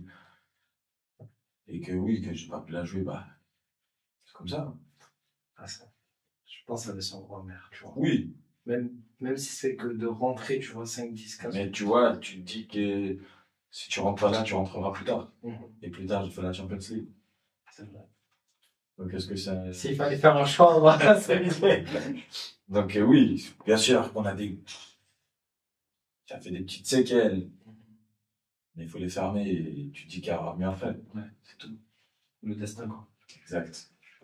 T'as un statut titulaire indiscutable. Tu fais du coup la saison pleine avec 11 buts, un doublé contre les Young Boys de Berne, t'offre la victoire. Au total, 26 matchs joués, 25 fois titulaire. Le club finit 6e.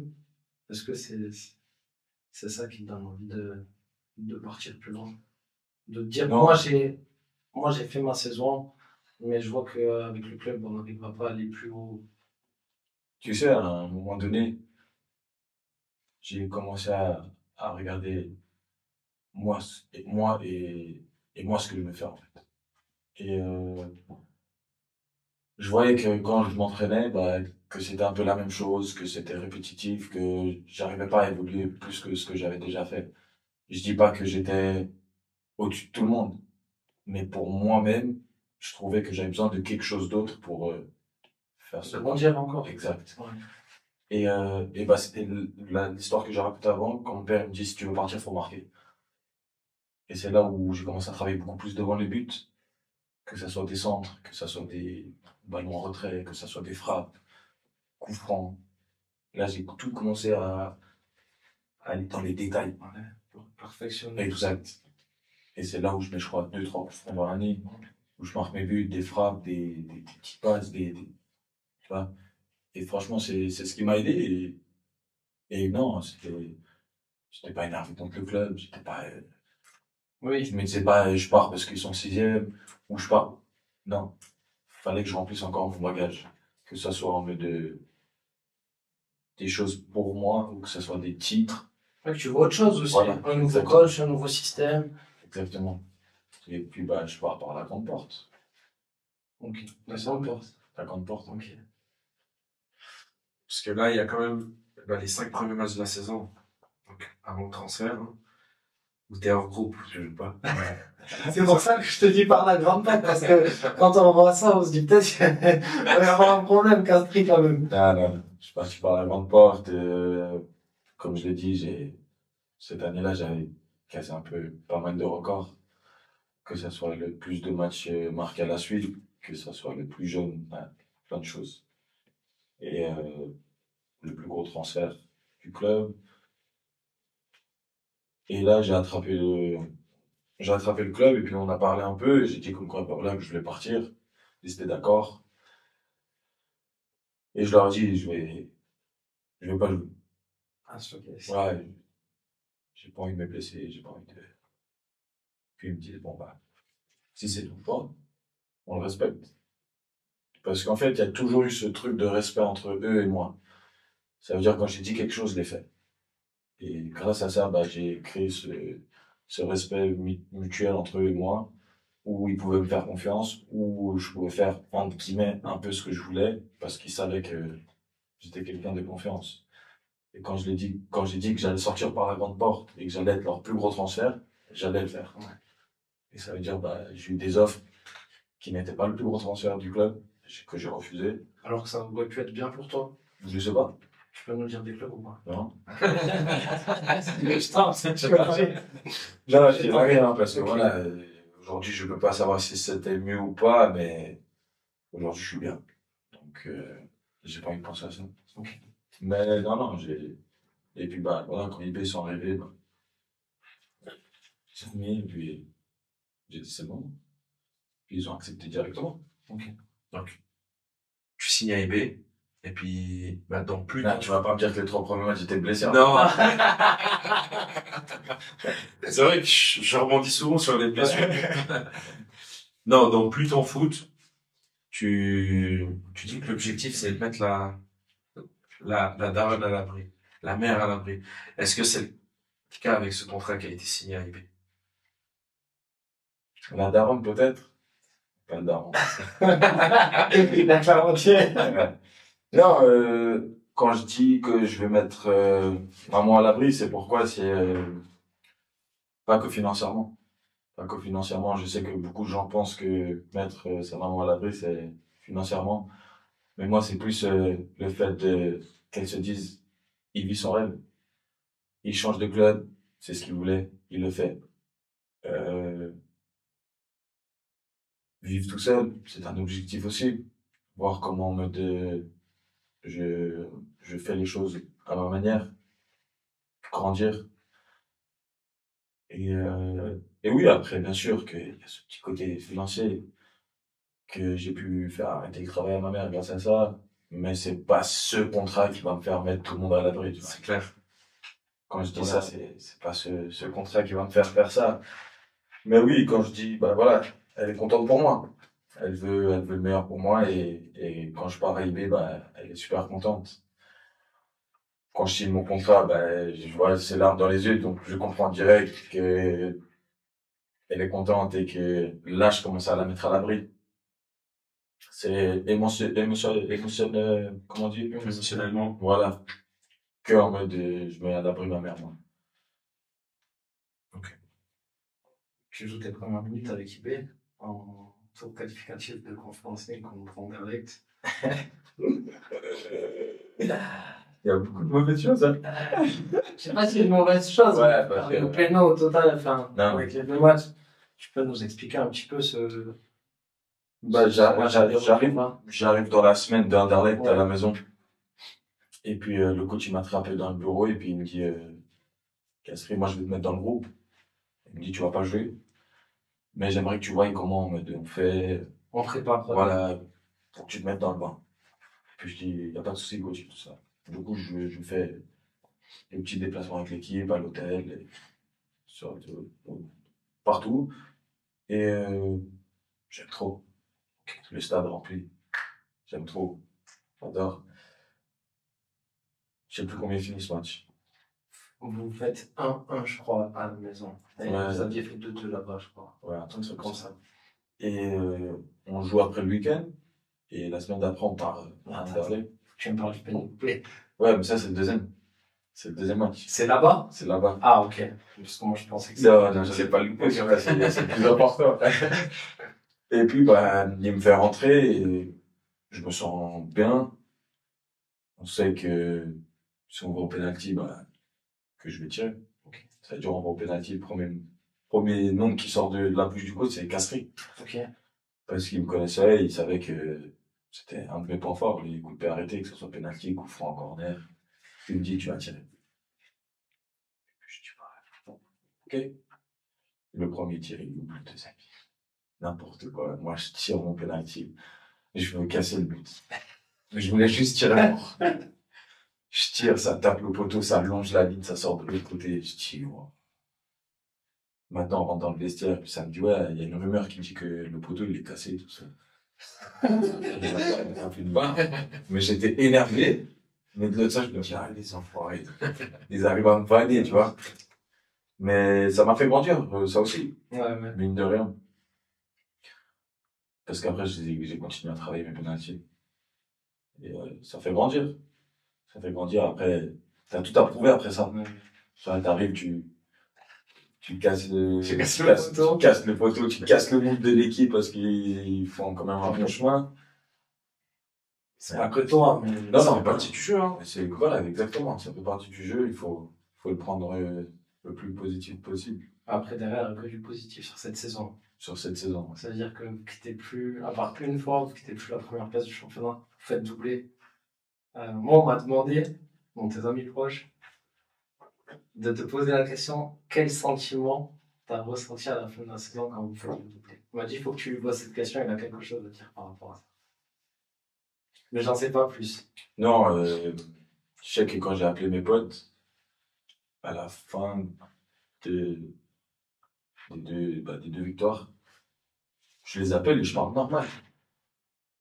Et puis ils me disent, à part ça, tu réalises ce que tu fais? Et je dis, ah, j'en ai rien à foutre. Et il me dit, mais je dis, gros, je réalise même pas ce qu'on a fait. Ouais. Ça veut dire, j'avais la médaille, j'avais les deux coupes en face de moi, mais je réalisais pas. Parce que ça m'était jamais arrivé. C'est tout, tu vois. Ouais, c'est Ouais. nouveau, quoi. C'est nouveau. Et content, oui. Content, c'était normal. C'est normal d'être content. Mais réaliser ce qu'on a fait, ça, j'avais pas réalisé. Et puis, je dis, hey, je m'en fous. Si c'est deux groupes, frère. Tu vois. Et ils me disent, mais putain, c'est pour ça qu'on t'aime. Parce que t'as jamais de truc dans ta tête. En fait, tu vis. Bah, je Tu vois. cogite pas. Je cogite pas. Tu vois ce que je veux dire? Ouais. Ils me disent, hey, toi, c'est pour ça qu'on t'aime. Tu vois. Et après, je pense qu'il y a une autre histoire derrière sa tête aussi, mais à part ça, je sais pas ce que j'avais dit d'autre. Je sais pas, ils m'ont pas dit plus. Ouais, bah, peut-être c'est mieux comme ça. Non, des enfoirés, là. Vous êtes meilleure attaque, meilleure défense. 16 points d'avance sur ton ancien club. Bah, du coup, tu ressens quelque chose à ce moment-là? Pour Bah, qui te pour dire- Servette? Ouais. Non. Bah oui, pour ton ancien club. Non, ils ont fait une super saison, tu vois. Donc j'étais super content, je regardais tous leurs matchs. Même si j'aime pas le foot, je regardais les matchs. Et j'étais content pour eux parce qu'ils méritaient. Ils méritaient énormément tout le travail qu'ils ont fait, en fait, tu vois. Et mais à quel moment je me suis dit dans ma tête, oh, j'aurais dû être là-bas. Ouais. C'est peut-être grâce à moi, tu vois, vu que j'étais plus là-bas qu'ils faisaient ça, tu vois. À chaque fois, apparemment, quand je jouais pas, ils gagnaient, tu vois. Mais non, j'étais content pour eux, comme j'avais parlé avec eux à chaque match qu'on a joué, j'étais vraiment content pour eux. Et après, le plus important, c'est le club où j'étais. Bien sûr. Par rapport aux entraîneurs à épée, Raphaël Vicky, donc qui part, avec l'arrivée de Joël Magnin. est-ce qu'il y a un impact sur l'effectif, sur toi personnellement? Non. Non, n'importe quel coach est là, je vais jouer mon jeu. C'est pas un coach qui va me faire changer ma manière de penser ou ma manière de faire. Mais ils avaient un peu la même vibes, tu vois. Ils voulaient jouer. Et qu'est-ce que je peux dire d'autre, tu vois? T'as continué à faire ton Ouais, jeu, je vais faire mon truc. pas d'impact, quoi. Non, non, non. Mais surtout que, moi, ce que je comprends pas, c'est que Vicky, il part, ou il est limogé, je sais pas. Mais le club, il tourne en ce moment-là, l'équipe, elle a des résultats. Est-ce que, Elle tourne, ouais, elle tourne, mais ils ont pas voulu prendre de risque, le club, ok. parce qu'on sentait que ça commençait à être un peu fébrile, tu vois. Vous aussi, les joueurs, vous sentiez? Tout le monde. Ok. À ce moment-là, on le sent, et, mais on se dit, ils peuvent pas faire ça. Tu comprends? Ouais, ouais. Parce qu'il y a les résultats, tu Bien peux sûr. pas le Les faire. premiers du championnat. Voilà. Personne qui fait ça. Qui a déjà fait ça? Sortir l'entraîneur parce qu'il est premier du championnat, tu vois. Mais c'était leur choix. Leur choix et je crois, si je me trompe pas, on avait enchaîné 2 matchs nuls. Je crois, Comme ça, juste avant qu'il se passe. Ouais. donc c'était un peu sur ils voulaient pas qu'on perde en fait pour faire quelque chose. Ils ont voulu bouger avant qu'il se passe quelque chose. Anticiper la Voilà. chose. Ouais. Et quand je dis qu'ils sont sur la même vibes, bah tu vois, dès qu'il revient, il remet la même vibes, mais un peu plus. Et puis on regagne le match. Est-ce que tu as des clubs européens qui t'approchent à la fin de cette saison-là? Autre qu'en Suisse? Non. Ok. Pareil. 0. Ok. De ce que je sais. Ouais. 0. De ce que tu sais, parce Ouais. que je pense que, comme beaucoup, tant que t'as pas d'offre concrète, tu veux pas savoir. Oui, déjà ça, et tu sais, je suis quelqu'un qui dit à l'avance ce que je veux. Ok. Donc tu vas informer ton agent de Voilà. ce que tu veux. Je vais dire à mon agent, patron, cet été j'ai envie de partir. Trouve-moi ce que je veux. Et là, tu peux venir Tu avec lui tout donnes ce les que tu critères veux. de ce que tu veux, de ce que tu veux pas, Exact. et lui, il bosse en fonction. Moi, maintenant, si je te demande rien, Ouais. viens pas me dire s'il y a des clubs, s'il n'y a pas de clubs. Ok. Tu vois, j'aime pas ça. Ok. Je préfère avoir la tête focus et pas me dire un jour indirectement, j'ai le Real. Tu vois, ouais, j'ai un autre club. Tu comprends? Ouais, ouais. Et j'aime pas ça, sachant que moi, je veux rester ici. Et je veux prouver ici. Et c'est pour ça que je te dis non. Ok. De ce que je sais, il n'y a rien. Ok. Après, c'est avec mon agent, peut-être, il te dira, tu vois. Tu m'as pas ça, il va marcher à crever.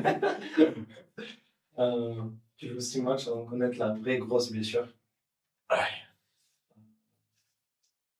Déchirure du ligament externe du genou. Est-ce que tu peux nous expliquer comment tu fais la blessure? Très bêtement. J'ai pas eu de duel, j'ai rien eu. C'est un mouvement que je fais tout le temps, que chaque footballeur fait. Normal. Mais il y a la balle qui est un peu plus loin, qui est décollée de mon pied, puis j'essaie de la toucher. Je fais une hyperextension. J'entends que ça lâche un peu. Je tombe par terre, on me check. Et puis on me dit, bah, fallait tester. Et je vais tester, puis on me dit, j'ai une fracture partielle du ligament externe. Ils me disent 6 mois d'arrêt. 6 semaines d'arrêt. 6 semaines d'arrêt. Puis je dis, ok. Ils me disent, parce que t'as assez de fibres pour que ton ligament, il se recolle. Je dis, d'accord. Je fais mes 6 semaines. Je remets les pieds sur le terrain. Premier ballon que je touche, plat du pied. Pam, ça répète. Je me dis, bah, peut-être j'ai pas assez fait.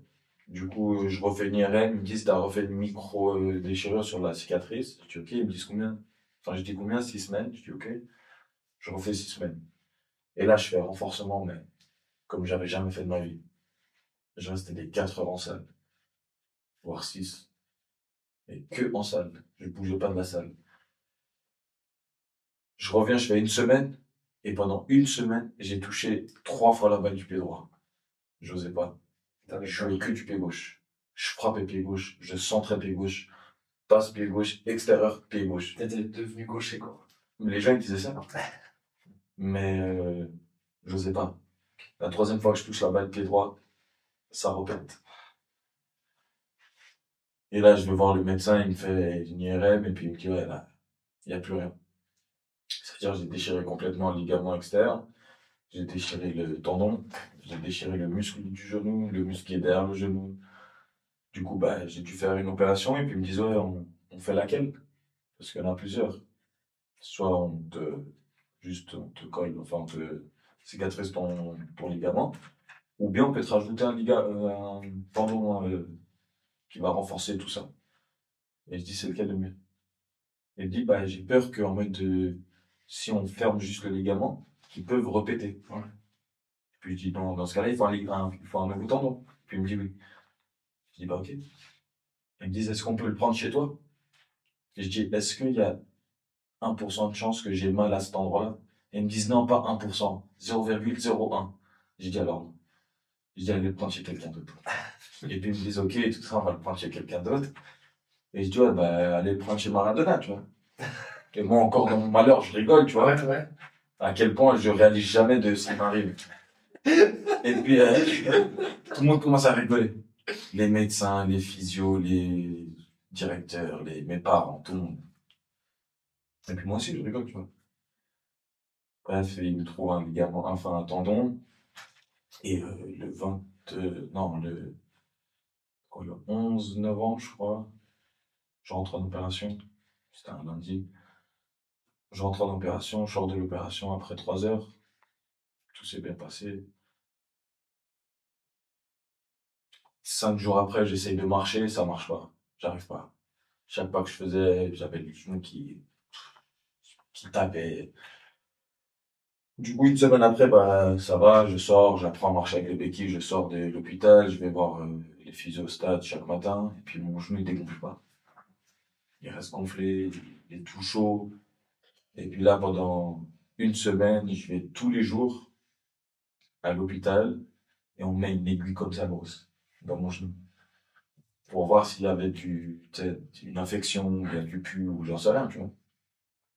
Mais moi, je sentais rien. Parce que c'était encore anesthésié. Et ils trouvent rien. Et puis 2 semaines après, je vais enlever mes fils. Et la dame, quand elle m'enlève, ça me fait super mal. Et puis moi, on me dit, quand t'enlèves les fils, ça te fait pas mal. Et là, je trouve ça bizarre. Et je dis à la dame, je dis, madame, ça me fait mal. Est-ce que vous êtes sûr qu'il faut les enlever? Elle me dit, oui, oui, oui. Je dis, ok. Elle arrive à la moitié, ma cicatrice, elle s'ouvre. Complète. Et là, je dis, ah, elle finit quand même. C'est-à-dire, elle s'ouvre. Et elle me désinfecte à l'intérieur, tout ça. Et là, je crie. Ah, j'ai crié. Je réveille tout l'hôpital. Et le médecin, il descend, il est en opération. Il sort de l'opération. Il laisse quelqu'un d'autre, il descend me voir. Parce que moi, je ne pouvais pas rester avec une cicatrice comme ça ouverte, tu vois. Et il descend, il regarde, il dit non, il faut qu'on monte au bloc opératoire. On monte, ils mettent les trucs. Il est très opère, du coup. Ouais, mais pendant 40 minutes, j'arrivais pas à m'endormir. Oh. Ils m'envoyaient des médicaments, le masque et tout. Impossible. Et à un moment donné, bah voilà, après 40 minutes, à un moment, c'est bon. Ouais. Tu l'as fait. Je m'endors mais avant ça, il faut savoir qu'ils m'ont dit, c'est soit on fait une narcose complète. Ouais. On t'endort. Soit on peut te mettre une injection, genre, dans le dos et tu sens pas tes jambes. Ouais. Et je dis non. Je dis, je veux narcose complète. Ils me disent, mais ça peut être très, très, très dangereux. Je dis, bah, au point j'en suis. Ah, vas-y. Et puis, bah, ils m'ont mis, et puis quand je me suis réveillé, apparemment, bah, vu que j'étais super content de m'être réveillé, parce qu'ils m'avaient dit qu'il y avait quand même un petit pourcentage qui permet de je puisse y rester, tu vois. Mais je me suis dit, si je suis arrivé jusqu'à là, c'est que c'est écrit, tu vois, donc je vais le faire. Et puis, je suis sorti de là-bas en dansant. J'étais sur le lit, en train de me ramener en salle de réveil, et je dansais. Et il y a tout le monde qui danse avec moi, c'est pas avec moi. Mais moi, ça, je me rappelle pas, tu vois. Ouais. C'était shooté. C'est le subconscient qui a fait. Ouais. Et à ce qui paraît, bah, je disais à tout le monde, ouais, je suis trop content, je me suis réveillé, tout ça. Je faisais n'importe quoi. Et le pire, c'est quand tu recommences à prendre conscience de ce que t'as fait. Tu vois, ou pas, après l'opération. Ouais, le bon, Quand tout le monde te regarde, tout le monde rigole avec toi et toi t'es là.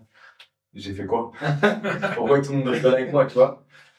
Et les médecins, ils ont commencé à me raconter ce que j'ai fait, tout ça. Après, je me suis dit, bah, ça va, tu vois. J'ai pas foutu la merde, tu vois. J'ai juste dansé un peu. Mais ouais, après, c'était cette opération, la deuxième, 2 semaines après, quand je suis rentré. Pendant 1 mois, j'ai pas bougé de chez moi. Matin, midi, soir à la maison, j'avais un physio qui venait à la maison, qui travaillait un peu mon amplitude du genou. Je travaillais énormément à la maison. J'avais une machine qui me faisait bouger mon genou tout seul. Le froid, le chaud, je faisais tout. Je dormais avec la jambe en l'air. Je restais avec la jambe en l'air. Et 1 mois après, bah, je commençais à aller au stade, à reprendre et tout ça. Mais j'avais trop la dalle encore. Est-ce que t'avais cette crainte quand tu Rien. T'avais plus de crainte, hein. Tu sais pourquoi? Parce que j'en ai rien à foutre de tout. Et c'est ça le pire. Parce que je vais te raconter ce qu'ils m'ont dit les physios. Bref, je reviens petit à petit. Je reviens sur les terrains. J'ai peur pour mon genou. Mais pas à me dire j'ai pas envie de jouer. Ouais. J'ai peur parce qu'il y a des mouvements qui peuvent me faire mal encore, ce qui est normal. Maintenant, le physio, il s'assoit à côté de moi, comme ça, il me regarde, il regarde mon genou, il me dit, castré. Je dis, ouais. Il me dit, tu t'en rends compte dans quel état tu étais? Je dis, bah, non.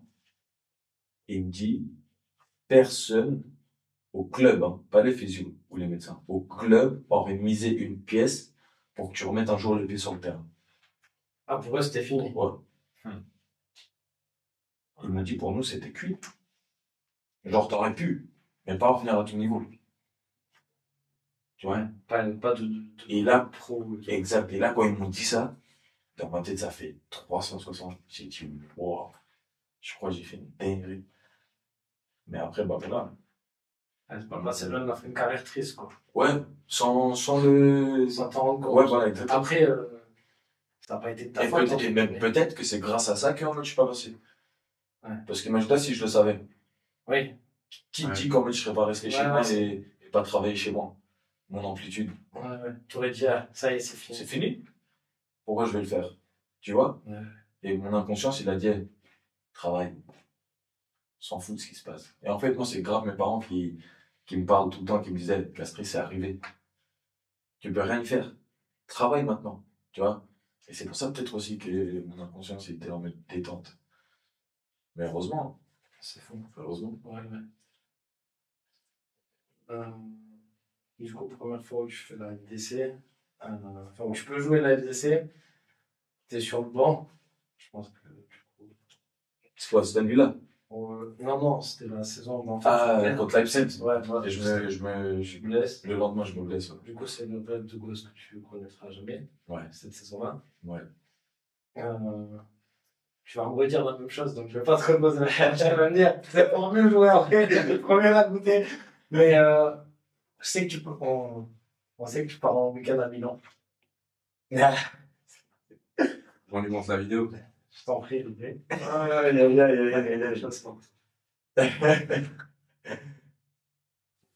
Je te laisse mettre play là en bas. Ouais, Cass, ça va mon gars? Raconte-leur l'anecdote de l'addition à Milan. Celle-là, elle était bien drôle. Il faut que tu la racontes toi et explique-leur un peu pourquoi t'as fait cette célébration quand t'as marqué le dur. Salutations et félicitations pour ce but, frérot. Merci, mon frérot. Merci. Du coup, la célébration, ça va attendre. Ouais. C'est l'anecdote. L'anecdote de l'addition, ouais. Nous, on est, tu vois, les Albanais, Kosovares. Quand on va manger, c'est un qui paye.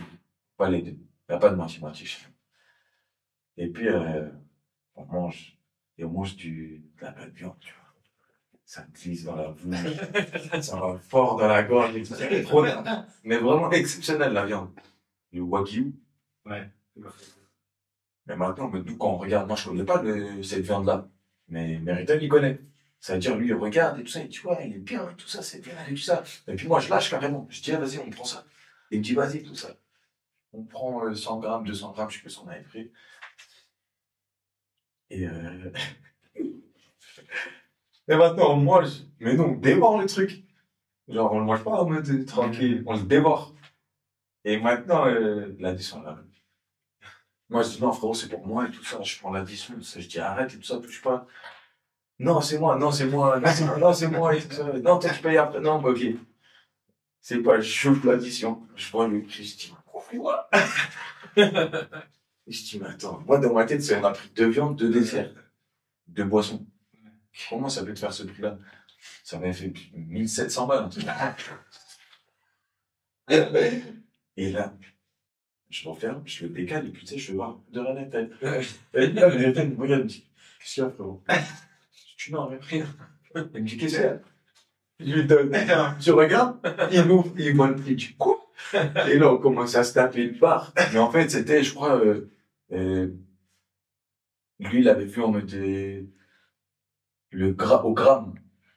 Genre, je crois, le prix au gramme. ouais, genre, c'était 24 balles le gramme, ça. Et lui pensait que c'était 24 francs, tu sais, le sac complet. Et là, quand on voit ça, tu me crois si je te dis, on a rigolé pendant 25 minutes. On était les deux par terre dans le restaurant. On n'en pouvait plus. Et lui, il me disait, moi, j'étais bête. Moi, je disais que c'était lui. Il dit, ouais, mais toi, t'as pas regardé. J'ai dit, ouais, mais toi, c'est toi qui m'as dit. Et là, on commence à se taper une barre. Non, Milan, c'était exceptionnel. On a fait que de rigoler. Partout où on allait, on rigolait. Vous êtes cassé la gueule avec la 3 notes. Oh, Il m'a tout dit. c'est quoi? Mais tu vois, c'est Mériton aussi, tu vois. C'est son délire. La trotte. Pour revenir au championnat, du coup, je reviens que pour les playoffs. Vous gagnez la phase régulière, on va dire. Vous gagnez aussi les playoffs. Est-ce que ça comble un petit peu ta saison noire, on va dire, avec cette grosse saison? Tu arrives à te rattacher à ça, te dire, ok, j'arrive à venir pour les playoffs, à prendre ce titre quand même. Oui. Ouais. Oui, bien sûr. Bien sûr. Tu sais, quand tu passes pratiquement une saison out, loin des terrains, t'as qu'une envie, c'est de revenir. Même si c'est un match amical. Ouais. Même l'entraînement. Il fallait voir comment je courais avec les moins de 21 quand je devais jouer. Mais le plus important, c'était de revenir. Revenir, remettre les pieds sur le terrain, reprendre les bases. Parce que j'ai recommencé avec les bases. Je vais pas recommencer à faire mes trucs et tout ça. Et pendant un bon moment, j'arrivais pas à faire certains gestes, tu vois. Ouais, t'étais bloqué. Ouais, j'étais bloqué. Passer le pied, genre le ballon derrière sans talonnade. Ouais, là, je dois fuir. Impossible. Extérieur du pied, impossible. Changement de direction, ça allait, heureusement. Les courses, ça allait. Mais avec le ballon, des fois, la virgule, impossible. Le ballon, quand il venait comme ça, et que je devais mettre là, le pied comme ça, Ouais. impossible. Ça te faisait mal? Impossible. Ou juste, t'arrivais pas? J'arrivais pas, ça me faisait mal. C'était psychologique ou Non, vraiment... ça me faisait mal. Ok. Et après, c'est devenu psychologique. Quand j'avais plus mal. Tu croyais que... Ouais. Jusqu'à un jour, j'ai reçu un ballon, une frappe dans le pied. Mon pied était ouvert comme ça. J'ai pas senti, j'ai senti juste en arrière un peu. Et j'ai dit, ah, c'est bon. Je peux me défouler maintenant. Bah, t'as pas fait de travail, c'est juste sur le terrain ou Ouais. le travail psychologique? Ouais, après, en salle, j'ai toujours continué à travailler. Non, mais mentalement, je veux dire. Mais mentalement, non. Mentalement, après, je parlais énormément avec mes parents. Donc, tu vois, on m'a dit, avec mes potes, avec mes amis. Donc, on me disait tout le temps, lâche l'affaire. Tranquille, va, essaye. Et après, j'essayais, tu vois. Quand j'étais chez moi, tranquille, posé, jeter le ballon contre le mur là-bas, essayer de taper comme ça me faisait mal. Et après, bah, quand c'est devenu un peu dans la tête, bah, tu sais, quand c'est dans la tête, tu peux faire ce que tu veux avec. Soit tu le jettes à la poubelle, soit tu le gardes et tu pourris, tu vois. Ouais. Et j'ai décidé de le jeter à la poubelle quand j'ai eu un coup. Tu vois. Ouais, il faut de toute façon. Ouais. Mais tu aurais pu avoir besoin de quelqu'un, tu vois, travailler sur ça. Oui. Et pas le faire tout seul quand même. Oui, mais tu sais, on met des. Moi, je suis pas quelqu'un d'ouvert. Je sais, je parle pas trop facilement aux gens. C'est que ça, c'est dans la culture Je pense. de chez vous aussi. Ça, tu vois. c'est dur de parler. C'est dur, mais ça fait du bien des fois. Mais ça fait du bien, bien sûr. Mais voilà, des fois, t'en parles avec des gens de confiance. Des fois, t'en parles pas parce qu'on t'a beaucoup trahi, tu vois. Chacun ses soucis. Mais moi, on m'a pas trahi. Parce que j'ai jamais rien dit à personne. Tu comprends? Et c'est pour ça que à ce moment-là, bah, je me dis que je vais le faire tout seul, comme j'ai toujours tout fait. Mais après, j'ai eu un bon entourage à ce moment-là aussi. Que ce soit pendant ma blessure ou après, tu vois. T'es bien entouré, ça aide. Ouais. Ça aide. Est-ce que tu peux nous parler de l'arrivée de Patrick Ramen, qui fait que 15 matchs, et le retour du coup de Joël Magnin qui a fait un intérim? Est-ce que tu peux nous parler de ce début de saison un peu compliqué? Bah, tu sais, moi, j'ai eu Patrick Ramen en sélection. Ouais. En moins de 21. C'est quelqu'un de super sympa, super ouvert. Il aime la discussion. S'il a besoin de te demander quelque chose ou te dire quelque chose, il va le faire. Mais nous, avec notre équipe, le début de saison, on n'arrive pas. On arrive en Champions League, parce qu'on a fait contre Galatasaray. Mais on arrive en championnat, c'était chaotique. Et là, tu te poses des questions. Tu te dis, est-ce que c'est le coach? Est-ce que c'est les joueurs? Est-ce que c'est les dirigeants? Est-ce que c'est... Tu vois? Est-ce que c'est le tout? Ouais. Et tu te poses des questions, et dès que tu commences à te poser des questions, tac, tu gagnes un match. Tu vois? Tu te poses des questions, tac, 2 matchs contre Galatasaray, tu gagnes. Ouais. Mais tu te poses encore des questions, tu vois? Et après, ça devient répétitif. Tu perds. Et je pense que s'il était arrivé dans d'autres circonstances, peut-être qu'il aurait pu faire quelque chose. Mais à ce moment-là, je pense pas que c'était le coach adéquat. Ok. Mais c'était un super entraîneur que j'ai eu en équipe nationale et que j'ai pu côtoyer à IB aussi, tu vois. Est-ce que quand vous avez ce mauvais enchaînement, entre guillemets, tu vois, qui est pas normal, on va dire, pour Berne.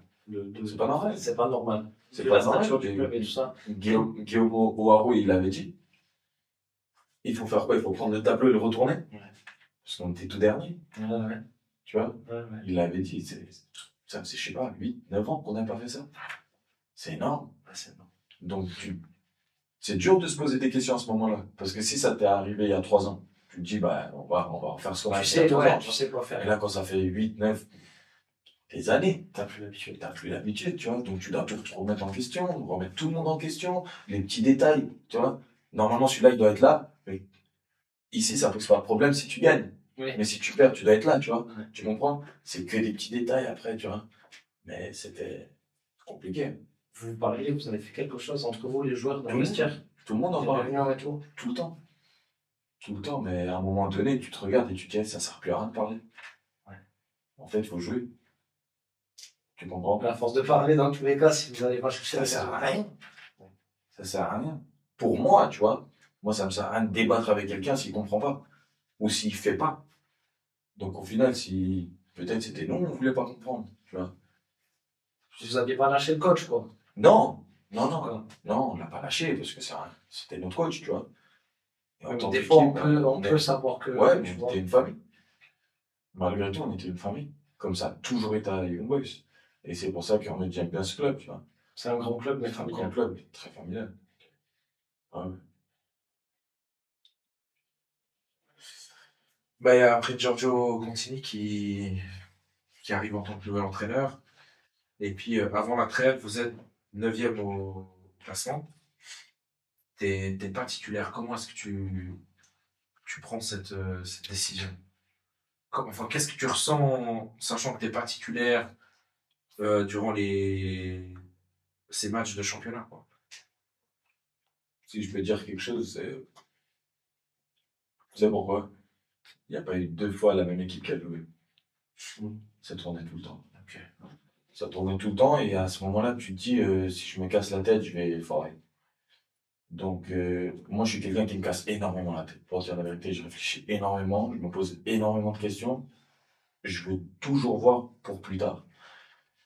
Et quand tu joues pas, bah, tu te dis que pour plus tard, il n'y a rien, tu vois. Mais là, à ce moment-là, mon but essentiel, c'était de m'entraîner correctement pour que quand je joue, bah, je sois bon. Et que personne puisse me reprocher quelque chose, tu vois. Et bah, c'est ce que j'ai réussi à faire. Et après, bah, rentrer en match et pas marquer, pas faire de passes décisives. Si tu regardes dans tout le premier tour, bah, on a fait une seule fois un joueur qui est rentré qui a été décisif. Ou 2 fois, tu vois, une passe D, un but peut-être. Et puis là, en deuxième tour de saison, c'est le troisième joueur qui fait un truc, tu vois. Ça tourne, Ah ouais. tu vois. Après, au final, bah, là, tu gagnes 3 matchs de suite. Maintenant, moi, je peux pas aller dans le jour où je dirais je mérite d'être titulaire, Bien sûr. parce que l'équipe, elle gagne. Moi, ce que je dois faire, c'est travailler. Et une fois que j'arrive sur le terrain, que je sois prêt, tu vois. Bien sûr. Ok. Je sais que t'aimes pas le foot, mais on va parler du format de la LDC, des équipes que vous allez jouer un peu parce que le Ouais. tirage, il était pas simple. Non, c'était pas simple, mais Vas-y. c'était des putains d'équipes. Là, c'était dingue. Je veux que tu nous expliques un petit peu les matchs contre le Barça, l'Inter. là. Moi, j'ai pas joué le premier match contre Aston. Ouais. Je suis pas rentré. Et j'avais la. Ok. Encore une fois, tu Voilà. dis le rêve de gosse, Exactement. LDC, Tu vois, rebelote. je me dis, mais je suis fit.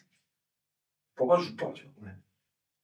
Et là, je reprends un coup de pouce dans mon ego. Ah, ouf. J'en prends un coup de ouf. Et là, je me dis, non, c'est pas possible. Et après, je me blesse. Je me blesse 1 semaine, 2 semaines. Quand je prends le tacle contre Zurich, c'est pas de ma faute. Enfin, c'est pas comme si j'avais voulu quelque chose. Et à cause de ça, bah, je joue pas les 7 matchs qui suivent. Les 2 matchs de gala, les matchs de championnat. Aston, tu vois, Ouais. je le fais un peu à cause de ma blessure. Mais pourtant, j'étais fit. J'avais loupé 2 semaines. Mais comme j'ai dit avant, quand tu arrives en pro, il te suffit de 3-4 jours pour. Perdre ta place. Voilà. Un mauvais entraînement, Exactement. un jeune qui monte, c'est fini. Ça va vite.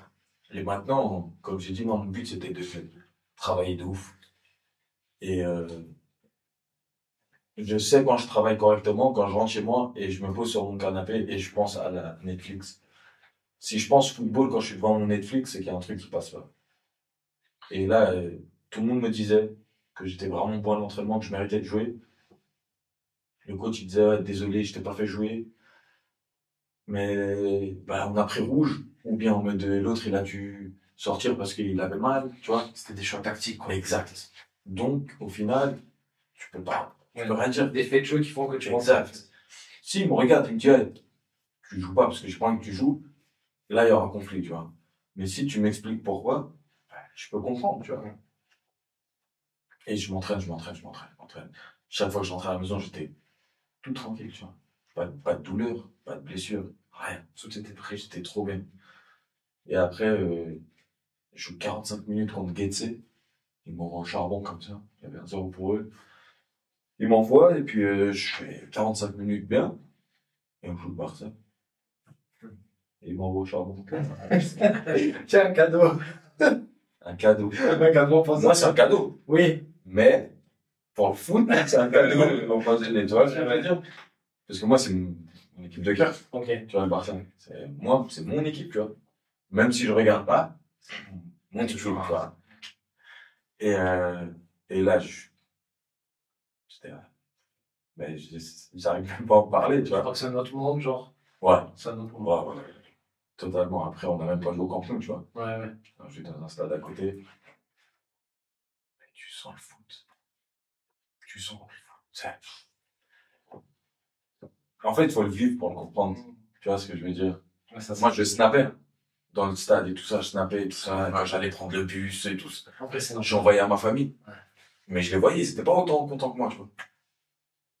Parce que c'est un risque. Mais si eux, ils étaient à ma place, ils auraient été 3 fois plus contents que moi. Ouais. Mais en fait, c'est juste la compréhension, en fait, De se rendre compte. de se rendre compte de ce que tu es en train de faire. Tu joues contre le Barça. Tu joues que Barça. Mais même après ce match, j'ai appelé mon gars, je lui ai dit, rassure-moi. J'ai joué contre le Barça, là. Il me dit, ouais. Je dis, c'est dingue. Même si la J'étais à lourde et tout. j'étais à l'hôtel, j'avais des crampes de partout. Ouais. Ah, J'avais les jambes avez en l'air. couru, hein. Ouais. Tic-tac, hein. J'avais les jambes en l'air comme ça, j'essayais de faire circuler. Ben, je faisais n'importe quoi. Médicaments, magnésium. Je faisais tout. Ok. Et j'étais au téléphone en même temps. Et je faisais que des crampes. Hein, tu disais? Ouais, j'ai joué. Ben, c'était incroyable. Mais tous les clubs. C'est l'équipe la plus forte là que t'as joué ou l'Inter? L'Atalanta aussi. Brescia, c'était pas, ça m'a pas trop choqué. Ok. C'est une très bonne équipe, mais pas le Barça, l'Atalanta, tu vois. L'Atalanta aussi, c'est fort. Et c'est du foot aussi. Ils ont des sacrés joueurs avec Lukaku, Mariano. Non, franchement, tous nos matchs étaient super, tu vois. Et j'ai joué énormément de matchs de la Champions, tu vois.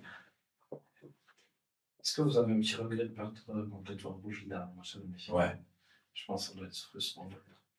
Ouais, parce qu'ils étaient prenables. Tu vois, tu te dis pas que c'était le Barça ou l'Inter. Une équipe Même qui a un l'Inter, niveau, tu en vois. fait. Même l'Inter, on l'avait là. Ah ouais? Ouais. Parce qu'après 90 minutes, tu fais tout ça pour un pied qui traîne et qui rentre dans le but. On était énervés de ouf après le match. Ça se regardait dans les blancs des yeux, ça se voulait s'embrouiller dans le vestiaire. Tu vois? Ouais. Alors que personne n'a fauté, tu vois. Personne n'a donné le but. Tu vois? Mais tellement qu'on était dans le truc de Déçu. Ouah, on aurait pu faire au moins égalité, tu vois. Ouais. Tu comprends? Ouais, ça aurait été bien. Tu vois, ça aurait été hardcore. Tu fais égalité unitaire et peut-être qu'après tu reviens en confiance directement, tu vois. Mais c'est comme ça. Mais ouais, le dernier match, c'était mort.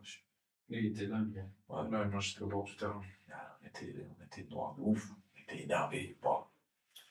C'était choquant. À la reprise du championnat, il y a 2 nuls, 3 victoires.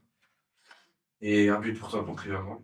Est-ce qu'il y a un déclic pendant la préparation hivernale? Tu veux que je te dise la vérité? Non? Tu veux que je mente? Non, on reprend le 27. Et le 27 au 2, je suis malade. Une grippe de ouf. Je peux pas bouger de chez moi. Mais hardcore. Et on me fait quand même venir pour le stage le 2. Et j'ai dit ok, puis toujours t'es un peu malade. On arrive je crois, lundi soir, mardi soir. On fait une petite course, juste pour décrassage un peu du vol et tout ça. Le lendemain, l'équipe elle est en salle, moi je suis dehors, je cours. Et l'après-midi, je reprends avec l'équipe. Et je suis comme ça. Je suis mort. Course. Même les petits jeux. Épuisé. J'avais envie de vomir à chaque fois. J'avais tout le temps la tête qui tournait. Bref. Mais je quitte pas le terrain. Je me dis, je suis pas blessé, je quitte pas le terrain. Même s'il faut vomir sur le terrain, je vais vomir sur le terrain, mais je vais m'entraîner, tu vois. Je vomis. Je m'entraîne. Je m'entraîne à côté. Je m'entraîne chez moi quand on rentre après. Et là, je commence à me sentir bien de ouf. Mais bien. Genre physiquement, le poids, tout. Et puis là, depuis que on a joué Celtic là-bas, j'ai glissé sur le terrain un peu, l'adducteur qui s'est refermé, et puis maintenant, ça traîne. Ça part, ça revient, ça part, ça revient. Mais est-ce que dans le groupe, la patte continue, tu vois, la patte du coach, il y a quelque chose, parce que là, vous explosez. Là, vous faites 3 matchs là. Bah, tu sais, tu vois, il y a eu le mercato d'ajustement, comme on dit, tu vois, Oui. avec Ryan Raveloson, Chris Bedia qui sont arrivés aussi, qui font, je pense, beaucoup de bien. Bien sûr, mais tu sais, quand t'as une équipe comme la nôtre, techniquement, c'est trop fort. Techniquement, c'est super. Chris, Ryan, quand ils sont venus, ils m'ont regardé, ils m'ont dit, mon frère, ça va trop vite. Ça joue, frère. Et quand ils voyaient les résultats, ils disaient, mais comment ça se fait? Et même nous, on ne savait pas. On ne pouvait même pas lui répondre. Et le coach, il est arrivé. Il a dit, amusez-vous sur le terrain. Jouez. Faites-vous plaisir. Ouais, comme des gosses qui jouent au foot, quoi. Et après, à l'entraînement, on faisait des schémas, et encore des schémas. Pour avoir ces automatismes, tu vois. Ouais. Et quand on est sur le terrain, tac, tu vois. Une sortie de derrière, tu vois. Tout le temps, hein, il nous faisait. En fait, que vous ayez des automatismes Exact. et les repères. Exact. Et maintenant, bah voilà. Bah, c'est le boulot du coach, quoi. Exact. 2 matchs nuls, 3 victoires. Ouais, ça y est, c'est pas, de toute façon, la machine, elle est lancée. Ouais, j'espère. Ouais, voilà, j'ai pas de doute. Bah là, tu mets un sacré but contre Yverdon, quand même. Un but qui est extérieur. T'envoies. Ouais. Imparable pour le gardien. Avant, on a parlé de la célébration. On en a parlé en off aussi. On l'a ici, du coup, la photo. Est-ce que tu peux nous expliquer, du coup, Elle est terrible, la photo, par contre. pourquoi cette célébration? On était à l'hôtel. On était à l'hôtel jour de match, et puis, je suis dans la chambre. Et puis, quand je me repose bien, la journée, je vais pas faire de sieste. C'est-à-dire, je suis au téléphone avec mes amis. Et, on parlait, puis j'allais poser le téléphone, et puis je bougeais, et puis là, en mode, je sais pas ce que je fais, et puis je me retourne vers la caméra et je fais crah, tu vois, parce que je sais plus ce qu'il se disait, et puis je fais ça. Ou je crois que c'était un de mes amis qui avait le chat, je crois, et puis j'ai fait un truc comme ça. Ok. Mais pour lui faire peur, tu vois. Et maintenant, en mode, je dis, ouais, je dis quoi? Je sais plus ce que je dis, et puis en mode, ils me disent, ouais, tu vas jamais le faire, de toute façon. Et puis je marque le but et je le fais. Tu vois, un délire. Ouais, ok. Tu pars bien avec Ouais, je suis pas quelqu'un qui fait des célébrations de ouf. J'ai toujours eu la basique, tu sautes, tu lèves les bras. Voilà, classique. Mais Fallait prouver que je reviens tu osais le faire. et que je reviens. Et que tu reviens. Exact. T'as encore un petit gêne aux adducteurs, on le sait là. C'est comment? Tu dois prendre une semaine, 2 semaines d'arrêt? Pour dire la vérité, j'ai fait une IRM aujourd'hui. J'ai fait ma radio et puis j'ai pas encore reçu les résultats.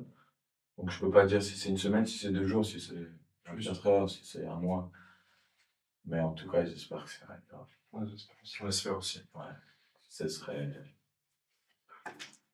un peu énervant, tu vois. Encore une fois. À chaque fois que je me sens un peu bien, il se passe toujours quelque chose. Mais après, comme j'ai parlé avec mes parents, j'ai dit, j'ai l'impression que je joue. En fait, que j'ai pris cette maturité et me dire dans ma tête, en fait, il faut que je joue avec des douleurs. Oui. Il faut que j'apprenne à jouer avec des douleurs. Et c'est ce qui arrive. Tout le premier tour, j'ai joué avec des douleurs aux 2 chevilles. Les 2, elles étaient gonflées.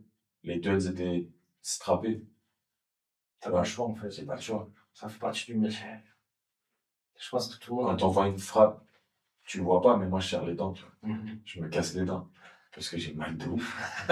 Mais si tu le montres, le coach, il te sort. Ah oui. Oui. Tu vois. Ouais, bien Et sûr. après, ils vont te dire, tu vas voir le physio. Le physio, il va dire, ah, t'as mal. C'est gonflé. Repos. Repos. En fait, tu joues jamais, Tu vois. si c'est ça, ouais. Donc, ces dernières années, depuis que je suis arrivé, je trouve que j'ai mûri dans ça, tu vois.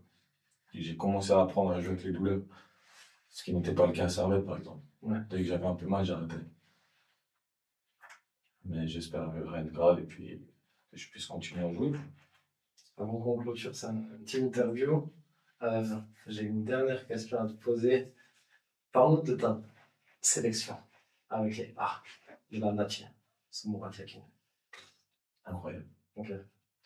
C'était un moment spécial dans ma vie.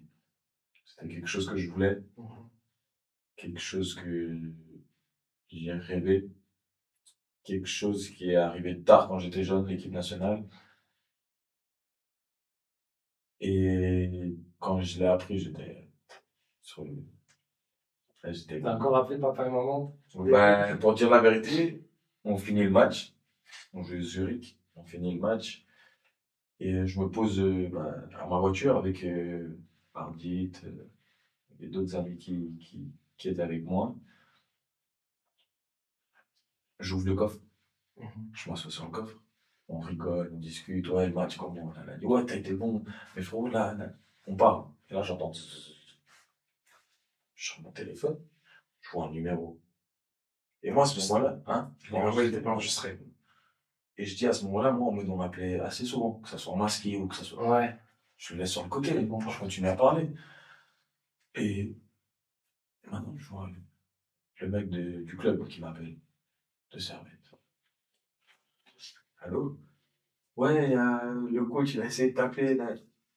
J'ai dit, mais quel coach? Après, je me dis, je viens de voir Guéguerre, moi, tu vois. Je dis, quel coach? Il me dit, le coach de la Nati. Je dis, t'es là? Il me dit, ouais. Je dis, mais non, je raccroche, je lui ai même pas dit ciao, j'ai raccroché. J'ai appelé, tu vois, je suis désolé, tout ça, je viens de sortir du vestiaire. Et puis, bah, il me dit comme quoi, voilà, ils ont vu mon évolution et qu'ils aimeraient bien me prendre, qu'il y avait 2-3 blessés, donc ils ont pensé à moi. J'étais refait. J'ai éteint, j'appelle mon père. Je dis, papa, je suis appelé avec les Nati, tout ça. Il me dit, attends, ça va trop vite là. Je dis, quoi? Je dis, ouais, mon Radiakin, il m'a appelé au téléphone, le coach, et il m'a dit comme quoi il était sélectionné pour jouer les 2 matchs contre l'Italie et la Bulgarie. Et là, je n'entends pas. Je dis, allô? Il me dit, oui, je suis là. Je rentre vite à la maison. Je rentre à la maison, il m'attend avec un champagne comme ça. Incroyable. Et là, c'était cool. C'était cool, ouais, c'est quelque chose que chaque footballeur suisse ou bien n'importe quelle nationalité aimerait jouer, tu vois. Et après, bah voilà, moi j'ai eu la chance d'en avoir 2, que ce soit le Kosovo ou bien la Suisse. J'allais te demander en plus, ouais. Ouais, je suis pas quelqu'un qui est fermé à cette discussion, tu vois. Mais au final, j'en ai parlé avec mes parents, j'en ai parlé avec mon entourage, et puis entre guillemets, le Kosovo m'a rien donné à moi. Tu vois, mes parents sont là depuis très jeune en Suisse. Tout le monde a tout fait en Suisse. Donc j'ai fait mes classes en Suisse. C'est l'équipe nationale suisse qui m'a pris. C'est pas l'équipe nationale Kosovo qui m'a pris. Et après, j'ai réfléchi, j'ai regardé, j'ai jamais été fermé en fait. Que ce soit le Kosovo, ou l'Albanie, ou bien la Suisse, tu vois. J'ai toujours eu les portes ouvertes. Maintenant, le Kosovo, ils ont pas su faire le pas en avant. La Suisse l'a fait. Ouais. Du coup, bah, j'ai pas réfléchi. Normal. J'ai pas réfléchi. Focus. Non, c'est pas ce qui peut arriver. Mais pour l'instant, je suis focus. L'objectif, c'est de revenir rapidement en sélection. Ouais. Essayer en tout cas de revenir en forme. De revenir toucher un peu l'équipe nationale encore une fois. Et essayer de plus la quitter. C'est l'objectif qui est dans ma tête. Comme plein d'autres qui sont dans ma tête. Donc, voilà. Précipite pas les choses, je suis patient. Ça passe par le terrain. Exact. L'interview touche gentiment à sa fin. Petite dernière question avant de clôturer cette interview. Qu'est-ce que tu aurais aimé voir être ici à ta place dans l'envers du maillot, comme joueur de foot? Comme joueur de foot,